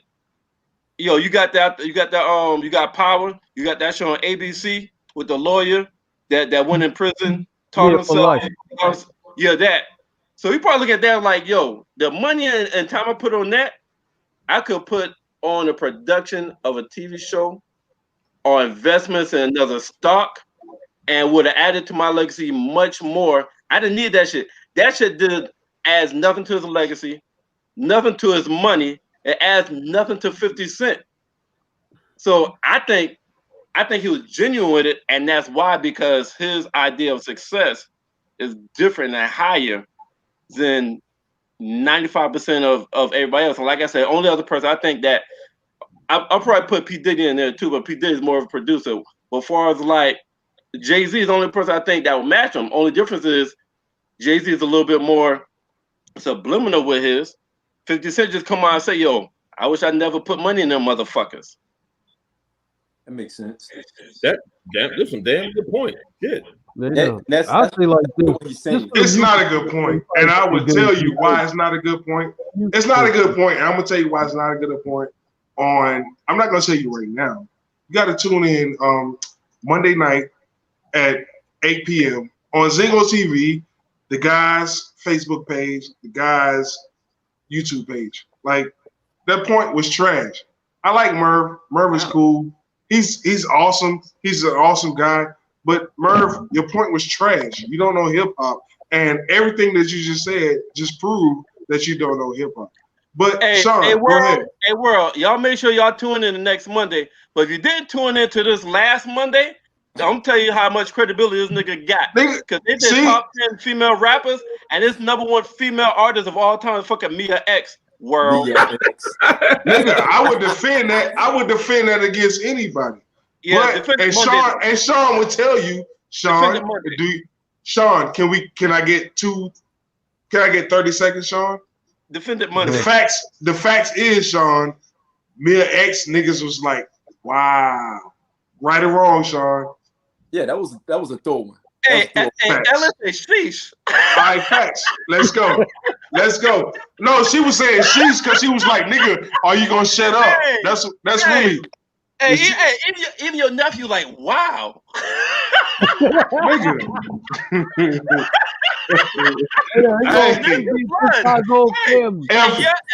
If that nigga, listen. So L, I did have M over Remy, but Sean had Remy way down here. We're gonna talk about that. Remy was number 2. All you gotta do is tune in on Monday nights at motherfucking 8 o'clock. It's the motherfucking hip hop corner. Listen, you're talking to two niggas who really love hip hop. We love production, we love beats, we love motherfucking sound. Everything about hip hop we love. And so we're gonna bring you the truth. I'ma always come out top because I'm going to get Sean, but that's cool. Your truth. Yeah, your truth. Nigga, can you shut up for a second? Your truth is different. Can you shut up for a second? I ain't heard Stacks also. I want to hear Stacks. I don't even want to talk to Sean anymore. Stacks, what's the next? You people talking stuff. Nigga, you got the outline. What's next? You just asked the wrong person. What's next? Okay, we talking about. Okay, I tried. Listen, no, I tried, Sean. I tried. We hit on the locks. Y'all call it trash, but we still go into the locks. Yo, Hey, boy, y'all stupid. No, go ahead, Sean. Go ahead, Sean. Listen, I apologize. Go ahead, Sean. before we move forward, we got the log out real quick off of Zingo TV, Blackjack TV. Our time is up for Blackjack TV. The Whiskey Boys are about to hop on. I'm at 9:30. Salute to Bo, salute to Smitty. Bo, salute to those guys. Salute to Blackjack TV. Salute to Zingo TV. So we're going to transition from there. Dre, go to clip them. And we're going to continue here on Facebook. Can we change it? Let's not say clip. Let's just say we transition it or something. Can we transition? Yeah. From Zingo TV, and we're going to keep it going forward on Facebook Live. Facts. And YouTube Live. And YouTube Live. Okay. Yeah, YouTube Live, Facebook Live. Yes. All right. No, shit, big show. Oh, no. Are we good? We got intermission? No, we good. Let's go. Right. We keep it going. We still live? Yeah. I'm about to say something crazy. Okay. Hey, you used to be on some goddamn what's the nigga name? The nigga Brandy brother. Ray J? Yeah, used to be on some Ray J shit. Yeah, the legend Ray J. Yo, so Ellie, we're gonna get back. We're gonna talk about that Big Sean, that Locks album. On the Hip Hop Corner on Mondays. We're going to talk about all of that. But unless you guys want to jump into it right now, we got so much engagement out there right now. Yeah, we still got. I want to go to the NFL because shit is taking a long time. Yeah, I want to go to NFL. NBA and NFL, right? Yeah, man. I want to go NFL first. I feel like NFL is more important. I ain't picking all them doing games. I feel like NFL is more important. I think NFL is more important at this point. The NBA is pissing me off, man. But all I'm gonna say is, listen, I'm supposed to be sitting here with 2 bottles of Henny Privilege. Oh my fucking goodness! And I'm not. Yeah. But go ahead, Sean. Do your thing. Let's jump into the NFL, fellas. So the season is kicking off tomorrow night, baby. NFL is here. This is where testosterone. This is where testosterone gets to its highest amongst men when it comes down to watching these games. Facts. We have a Washington football team, whatever you want to call it. Fan. Watch them out. Okay. Hey, like what do we call them? Like I'm not trying to be funny. I'm being serious. What do we call them? The Washington football team. So everyone is okay with calling them the Washington football team? That's their motherfucking name. Fucking man, you got no choice but be okay. It's called Washington. Nigga, I don't know the fucking name. Are you a Washington football fan, nigga? I am. No, I'm talking about you. I ain't talking about the nigga on the right. Nigga, you not even part of the podcast shit. Like, I'm talking Merv. Nigga, I'm 49ers.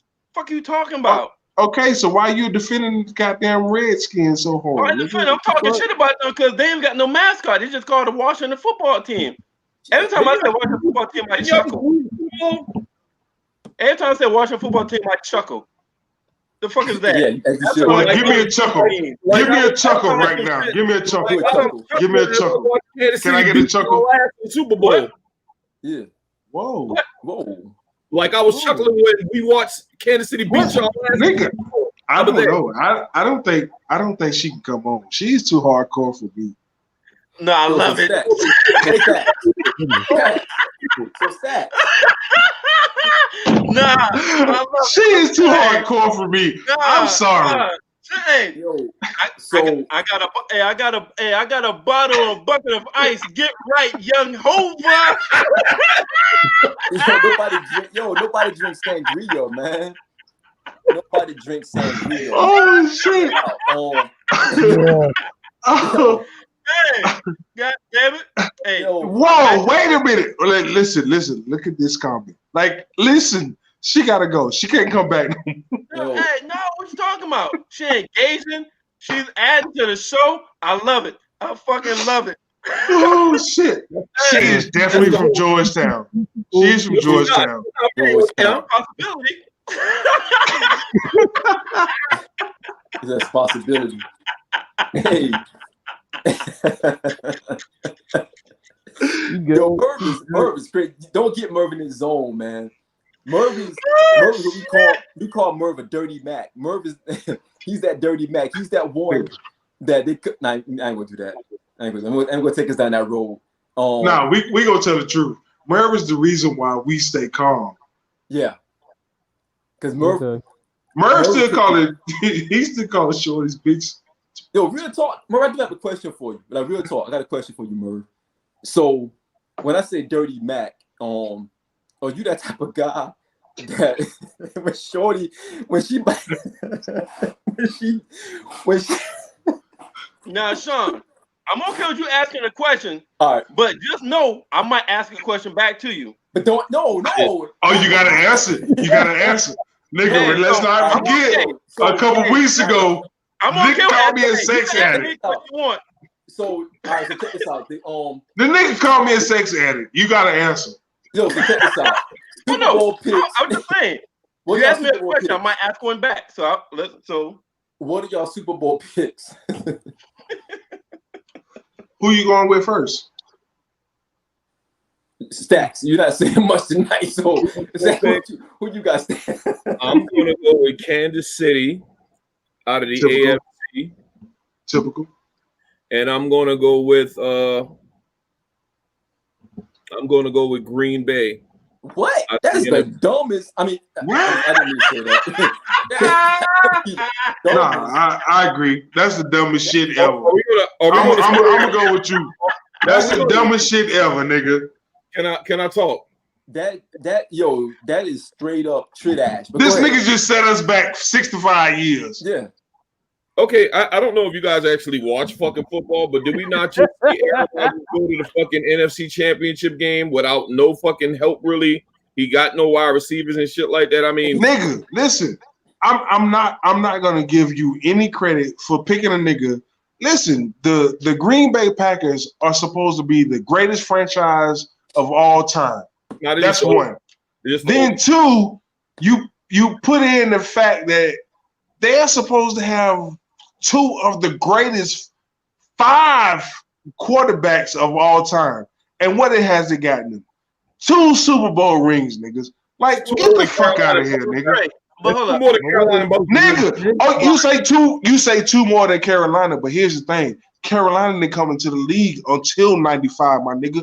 In 93, on my birthday, October 26, 1993, that's when the Carolina Panthers was introduced to the league. So that shit doesn't hurt my feelings. Now, if I was a Philly fan and it's been all these years and it's been all of this fucking extra shit, I would understand. But as a Green Bay Packers fan, the Green Bay Packers came into the league when it was just the AFL or just the NFL. So that shit don't hurt my feelings, nigga. So if you're gonna come, you better come. Like, take that Yo MTV shit off and go get you a goddamn background or some shit. So what about I thought you asked for a fucking prediction, looking like fucking Groove off a house party. So I just gave you a fucking prediction. Really him, I saw that. I was gonna comment on that too. Ain't nobody getting him no goddamn birthday shit. Right. You ain't gonna throw that out there. So Murr, what's your Super Bowl pick? San Fran. Who? It could be San Fran. What you talking about? He said San Fran. Oh, she. Did he say San Fran? Oh, he went against the Eagles. San Fran. I don't believe it. I didn't say anything. That was Murr. Murr, what'd you say? You said San Francisco. Who? I didn't say shit. Stack said goddamn San Fran. He said San Fran and who else? Oh, okay. Who you got? Man, I actually got a rematch from last year. Nigga. All right, so he can't come back. That's exactly what I said. Wait. Hold, time out. My bad. I was on the phone. I'm on the phone, Merv. Listen, my bad. I'm talking to my people on the phone.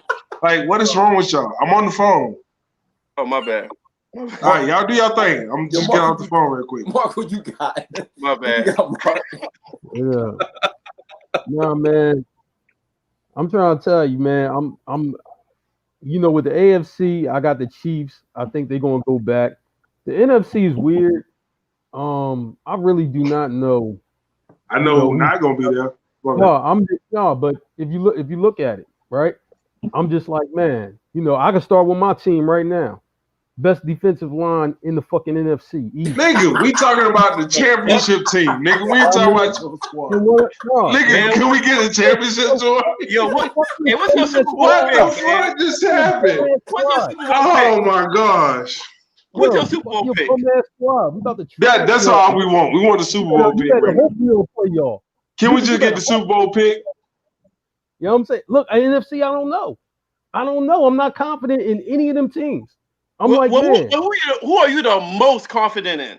All right, we already know your confidence level's down here, but who's your leading shitty team out the NFC? Who you think is the best shitty team out the NFC? Seahawks. All right, Wilson. Seahawks and Chiefs. That's his prediction. All right. Who next, Sean? Go with Dre. Listen, you don't need to go with me because my shit is simple. Listen, it's two teams.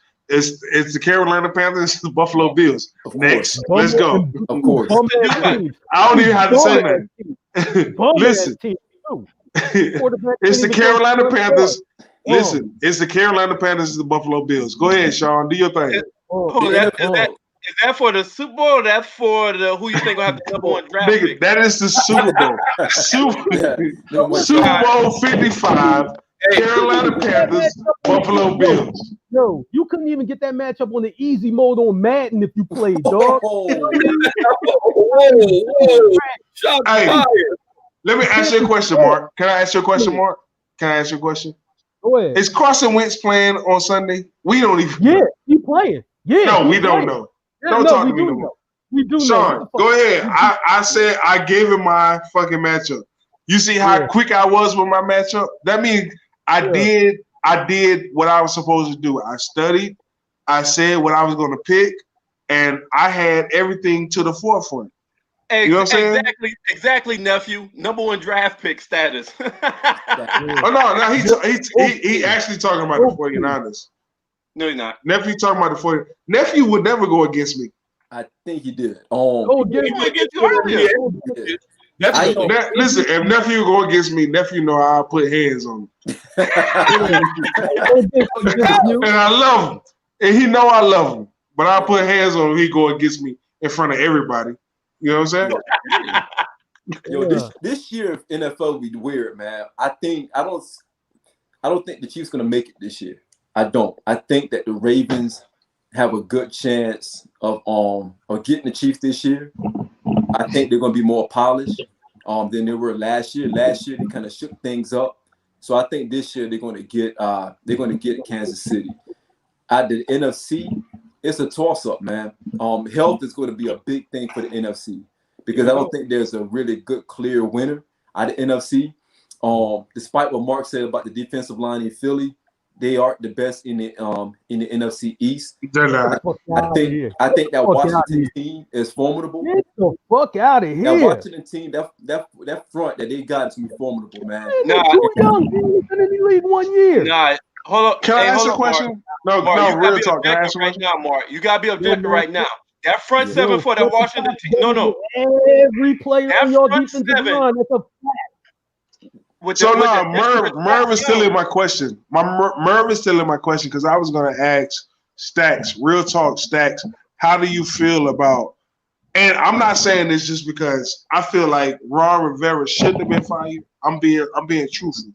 Like I really want you to tell me what do you think about Ron Rivera, his coaching style, one, and then two, actually what he has on his defensive line. The franchise was long overdue for an overhaul. I was absolutely. All right, we tired talking to Stacks, so I'm just playing. I was happy when y'all made that idiotic move and let Ron Rivera go. That was an idiotic move. I agree. He brings change and leadership to our organization, which we've been longing for the last 30 years. Mark, I'm going to tell you that Washington, and I didn't want to be biased. I wanted somebody else to say it, but we got a bunch of young boys, or bulls, as you would say. We got We got the boy Chase Young. We got Jonathan Allen. We got Kerrigan. We got Ruben Foster as a linebacker. We got Ioannidis. Washington is really going to surprise some folks. First off, by beating y'all ass on Sunday. I'm gonna just get that out the way. It's gonna happen. Hold on, who Washington play on Sunday? I'm not gonna put us in the playoffs, but Washington is going to surprise a whole bunch of folks this year. It's a culture shit. We can get rid of our fucked up owner Dan Snyder. We can then start talking about like going forward to bigger, better things like playoffs. It sounds like you just don't really fuck with Philly. That's what it sounds. I'm okay with that. I'm okay with that shit too. Like if we can say fuck Philly and everybody will be in agreement. I'm on some fuck New York. I'm on some fuck Dallas, and I'm on some fuck. Talk your shit. Talk your shit. You're supposed to do that. Let me. Washington win, Dallas losing 2 times, the Giants losing, and fucking Philly losing. Wow. Period. Okay, so allow me to retort. That'll never happen. Let me allow me to retort. I don't know what just happened. I think that Washington. I'm gonna just say Manny is my friend. That's all I'm gonna say. And listen, Manny is my friend. L is becoming my friend. L doesn't know. L is becoming my friend. Like I'm really listen. L is my dog. Like I'm calling L tomorrow. Yo, so time out. I gotta L tread lightly because you may not be able to walk in Philly. So be careful. Yeah. You gotta be careful. AR is really present. Yeah. Nigga, nah, L, I'm gonna tell you that. I'm gonna tell you for real. Nigga, fuck Philly. We ain't scared of Philly. Yeah, I'm gonna walk beside you. I'm gonna walk beside you, L. Yeah, JB shoot shots. So check this out. We're 10 jerseys in one city. Get the fuck out of here. I'm gonna walk beside you, L. Like we gonna get this shit popping. 10 jerseys. That's where you walking. Cool. I do agree with Stacks though. I mean, I said in the beginning that I do think that Washington front seven is going to be vicious, man. I think last year you could make an argument that Philly did have the best defensive line in the NFC East, but I think this year, and I'll be honest with you, I think they're going to have like the number 3 spot because you look at what Dallas brought and Merv. And Merv, you can probably attest to this because you're a 49ers fan. But the way they saying, oh boy, looking right now in camp, if he's 80% of what he was when he was over in San Fran, it's going to be some trouble, man. And Murph also played football for the Southeastern Conference. Yo, let me know when he didn't play when anybody won shit. But he also played football for the Southeastern Conference. I'm ACC. Let's go ACC. Yeah, my bad. I was just trying to big you up, Merv, because you my guy. Go ahead. Y'all letting these motherfuckers talk. Go ahead. So I think that. Listen, you worried about us, nigga. You need to worry about L, nigga. She in your ass. Yo, she a Giants fan. They suck. And Washington. Yeah, the Giants do suck though. And Washington. So, it's going to be interesting this year. That's all I can say. It's going to be interesting this year. We'll see what happens. I know one thing. Testosterone goes through the roof during football season, and you can't lose. You cannot. Your team cannot lose on Sunday or Monday or Thursday. We come on here doing a pod on Wednesday. That shit ain't going to go well. So are we going to the picks? Are we going to our picks? So are y'all able to do the picks? We already got about 10 more minutes left. Yeah. We run through every game. Yo, Dre, are you able to pull that up? We're winning. That's it. You said what now? Are you able to pull the pick up? No, I did not, because nobody sent me their picks, so I can't tell what everybody is really talking. But I can give you my picks. I give you my picks. All right, so listen. Here's my picks. I have Seattle. I don't know who they're playing, but I have Seattle. I have Buffalo. I have Chicago. I have Minnesota. This one pains me because I'm torn. Like, anybody know me? Like, listen, I have 3 Cam Newton jerseys. I'm going with Cam. I'm going New England. And the next one, this one pains me even more than Cam. I'm going with Philly. I'm going with Carolina. I'm going with Indiana. I'm going with Cleveland in the upset over Baltimore. I'm going with the Chargers. I'm going with New Orleans in the upset over Tom Brady bitch ass and the Tampa Bay Buccaneers. Damn. Then I'm going with San Fran. I'm going with the Rams. I'm going with Pittsburgh, and I'm going with Tennessee. Listen, if you don't believe me, I challenge you to go and put that lineup on FanDuel. I promise you'll win some money. Yeah, exactly. So Stacks, what's your picks? All right, you've got the Thursday night game, Dre, which is tomorrow. NFL actually kicks off. Oh, tomorrow. my bad. You're right. So can I go ahead and go? Yeah, go ahead, sir. I'm gonna take Tennessee in the upset. That would be great if Tennessee was playing. Texas in the upset. I'm gonna take Texas in the upset. Okay. Nicole said, "Good job, Dre." Dre could have picked fucking the Houston Argonauts, and Nicole be like, "Yo, good job, Dre." But anyhow, really? So my bad. That's an thought. So, yo, Dre could have picked the Canadian Canucks and shoot him like, "Yo, that's a great pick." All right, so this is why I hate my job. This is why I'm trying to find some fine white people that I can deal with. Wow. Yo, Stacks, go ahead, man. All right, tomorrow's Thursday night game. That's going to kick off the season at 8:20. I'm going with Kansas City over Houston. Sunday, I'm going with Seattle over Atlanta. I'm going with Buffalo over the Jets. I'm going with Chicago over Detroit. I'm going over Green Bay over Minnesota. I'm going New England over Miami. I'm going Washington over the dumbass Birds. I'm going Las Vegas over Carolina. I'm going fuck you too. I'm going Baltimore over Cleveland. Chargers over Cincinnati. New Orleans over Tampa Bay. I don't even think that's an upset. I think they're hyping that team up, but we'll get to that later. I got San Fran over Arizona. As much as I hate Dallas, I feel as though they're going to beat the Rams.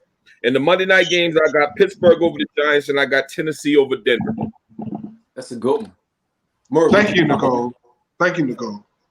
Hey, let me go last. You want to go last? No, nigga, what the fuck? I never go last, man. This nigga extra, man. No. I mean, I will. All right. Well, let Mark go next. That's last, nigga. No, Sean, go after me. Sean always go last. Sean be cheating. I'll go.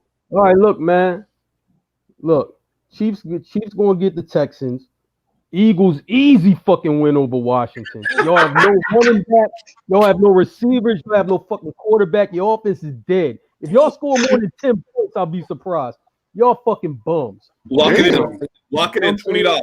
So hold on. Before we go further, what do you say happens if I'm not a fan? I don't give a fuck. Hey, but if Washington wins, what do you say?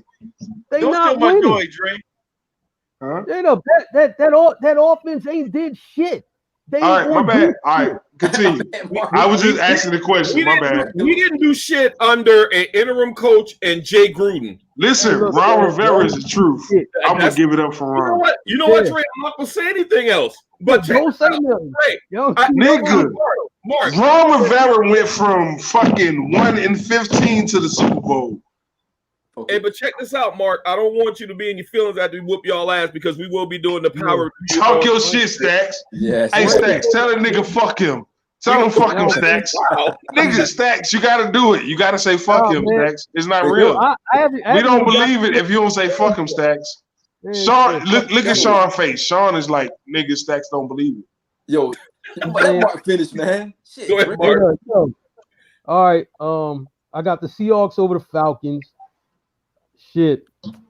I mean, the Bills will beat the bum ass Jets. I mean, shit. How hard is that to do, right? Oh, you disrespect the Bills? Okay, cool. Yeah. They trash. Your quarterback can't even throw for 300 fucking yards. He's trash. Yeah. I bet you they get farther than Philly. I bet you they get. Put 50 on it right now. They get farther than Philly. Oh, y'all mean bro? Yo, we put 50 on it right now. They get further than Philly. Yo, you probably got a bum ass schedule. Get the fuck out, nigga. Oh my gosh. Oh, we making excuses. Okay, put 100. Put 100. Put 100. They get further than Philly. Let Mark finish. Let Mark finish. bum ass nigga. Fuck out of here. Nigga, nah, I ain't let him finish. He talking shit, but he don't want to back it up. Let Mark finish. No, play it on the game we play y'all. That's what you bet on. When we play y'all, nigga. You bet like 10 times. And let him finish. Let him finish, man. Let's see. All right. The Bears will beat the Lions. I mean, Trubisky's a bum, but you know what I'm saying? They're going to win. Packers are, whoa. No, Vikings beating the Packers. Fuck that. You know what I'm saying? Shoot. Dolphins, they're too young. Patriots will win. Raiders, Raiders. You know what I mean? This nigga don't even know the schedule. You know what I mean? Panthers garbage. Panthers garbage and shit. They ain't winning shit. They might go 0-16. They might go 0-16, motherfucker. You know what I'm saying? Yeah. Let me think. Colts. Oh, you laughing? You laughing? Colts over the Jaguars. Ravens over the Browns. Damn, Chargers keep getting fucking injured, but Bengals is young, so I'll still go Chargers. I got the Buccaneers over the Saints. You know what I'm saying? Wrong. Was that 9? Yeah, I mean, no, that's right, motherfucker. You know what I'm saying? Let's see. Niners and Cardinals. I got the Niners. I got the Niners because of defense. Rams, Cowboys, Rams. You know what I'm saying? Shit. You know, that can't do shit on the road. Get the fuck out of here. You know what I'm saying? Yeah, fuck that. Steelers will beat the Giants. And the Broncos just lost Von Miller, right? He out for the season, right? He out for the season, possibly, yep. Yeah. They'll get blown up. Titans just signed your boy Clowney, right, Murph? Yeah, they'll get blown the fuck out. Yeah. Tennessee will beat them by 40. Yeah, man. Merv, what the fuck no, my bad. Stacks, what the fuck are you doing? We are all against Mark. We said that before we got on live. Fuck y'all. We said that shit. We said we don't fuck with Mark. Hey, but Dre. What? Because they don't fuck with your bum ass teams. That's why. That's why they not against you. That's why they not against you. Hey, Sean, shut it down. Sean, we gotta go. We gotta listen. We got 4 minutes. We gotta go. Merv gotta do ours. Merv, you want to go last? No. I mean, I could go next. All right, go ahead. All right, go ahead. We got 4 minutes. Hurry up, motherfucker. Nigga, and we gotta get in our 60 seconds. Let's go. Let's go. Yeah, y'all calm down. Y'all took y'all whole fucking time on rush me though. What the fuck is that? Nigga, just wasted 2 minutes. All right, so you good? Go ahead. All right. I got the Chiefs over the Texans. Chiefs got better defense. I think that'll be the difference. Saying Sports Center, hurry up. Shit. Yeah, we want an explanation. Just tell us who you got. Keep going. Mm-hmm. It's 2 minutes. Okay. All right, I'll just fuck with y'all. I did a statue challenge. I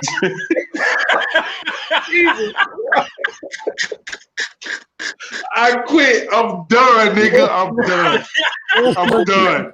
I can't move on. I'm done. Yo, all right, go ahead.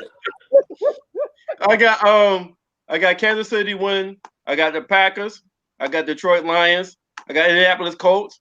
I got the Raiders winning. I got the Buffalo Bills winning. I got the Seahawks winning. I got the Eagles winning. I got the Patriots winning. Baltimore Ravens winning.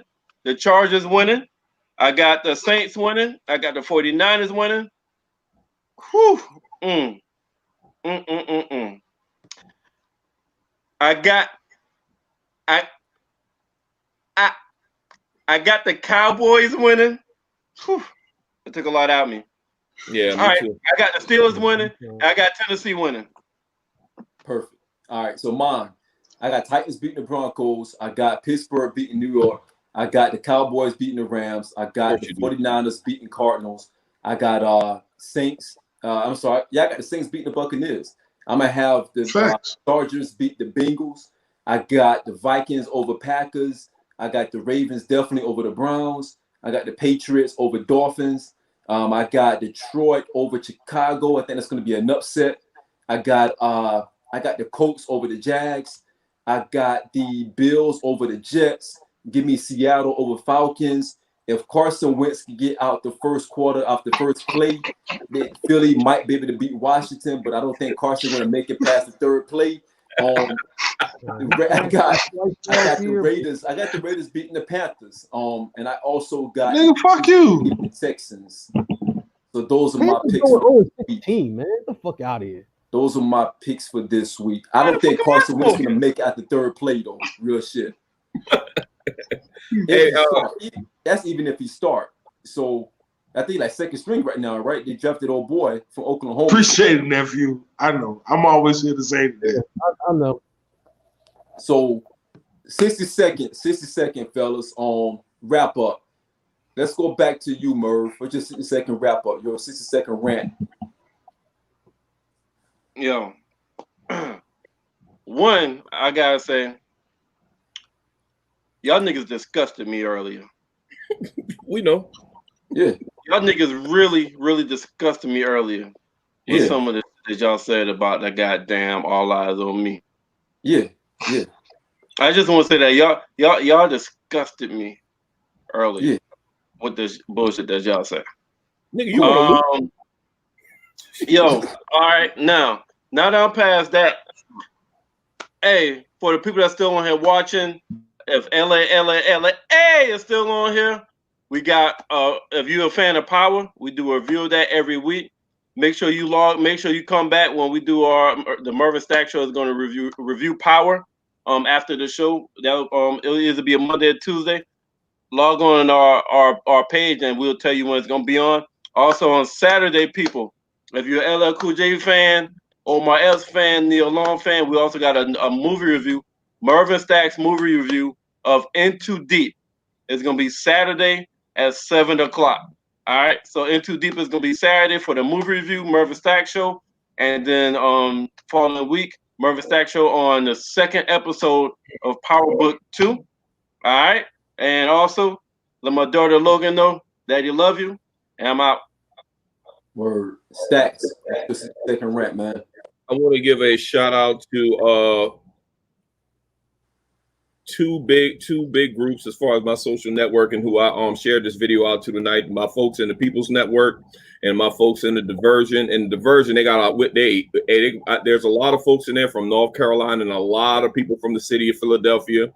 Hope y'all still watching us out there. Continue to tune in. We doing some we trying to do some great things out here. And like Merv say, tune in for the Power Book 2 review on Tuesdays, and make sure you tune in for the hip hop show that's on Monday night, hosted by Dre and Sean. Power's going to be done by myself, Merv, and Mark. Just keep supporting us, and we appreciate the love. Appreciate you, man. Mark, what you got, my man? Man, let me shout out to all y'all guys, man, to be able to bring this here, man. Shout out to Mervin Stacks, for allowing me to just jump on the Power joint. I wasn't even ready, man, but I'm trying to tell you, I felt like that movie Remember the Titans, when they gave the ball to Ronnie Bass. Ronnie Bass started kicking ass, right there. That's how I felt right there, man. So that shit was love, man. But no, seriously, that was love, man, having me on. Also, man, I know we mentioned the Locks album and Big Sean's album. Big Sean's album was good, I thought. And here's another album that I thought really was good. The production was, excellent. I'm like, he ain't much of a rapper, but the production was excellent. That's Young Dolph. His album really was good, man. All the beats went in. So I was just like, man, I was feeling that. That chick Mulatto got a new album out. That also, for it went good too. So I was just like, man, if you're looking for something new, to check those out. And my nephew, just texted me. He just like, yo, man, you gotta get on that King Von, another guy out of Chicago. I haven't heard the album yet, but when I do, I'll tell y'all about it next week. Word. What you got for me, Dre? Man, I ain't got shit for you, man. I'm gonna just be honest. I'm gonna just say, listen to fucking Big Sean album. Big Sean album is really the truth. Listen, he has a track where he has it feels like 30 niggas from Detroit. And even though that Eminem is one of them niggas, this shit is really fucking dope. And they outshot that joint too.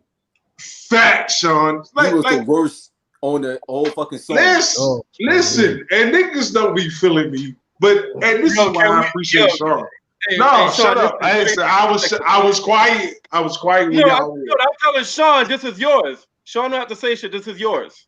Oh, my bad. Okay. Yeah. I really be appreciating Sean because Sean be agreeing with me sometimes until we talk about Nas. But nah, real talk. Listen, I don't have much to say tonight, so I just want to give a shout out. And like somebody else said before, like, hey, you have to put real with real. Like me and the guys, we go through shit. Like there's times where I'm like, fuck you, and they're like, fuck you, but we have to come together and we have to make this shit work. So I definitely want to give a shout out to the guys. And then I also want to give a shout out to Stacks because he's not one of the guys.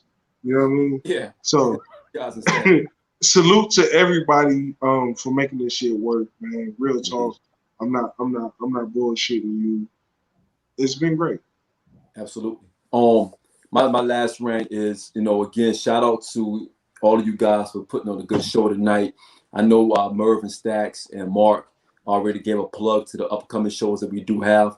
I think that we have a movement right now. You know what I mean? The guys brand is a movement, and we all come together on Wednesday nights like Voltron just to be able to come together and put together a good show. But throughout the week, we're also doing other things in support of each other because we feel like our voices are loud individually. So we want to give everyone a chance to be able to breathe in a smaller, more intimate environment. And that's why you guys see the opportunity of the Merv and Stacks show, whether it's a movie review or a power review featuring Mark. And then you also have the hip hop corner of myself and Drake. And we're getting into a bag that's near and dear to our hearts that we feel like we want to just be able to have an opportunity to share with the world. And thank you, anybody, for even everybody who was engaging us tonight. I told the guys last night, just to have one person listening to us talk is dope to me. It's somebody take out the time to engage and just hear us. You know what I mean? Even if they're wrong, Sean. Even if they're wrong, absolutely. Yeah. And we really appreciate the love. Thank you, Zingo TV. Thank you, Blackjack TV. Thank you, YouTube.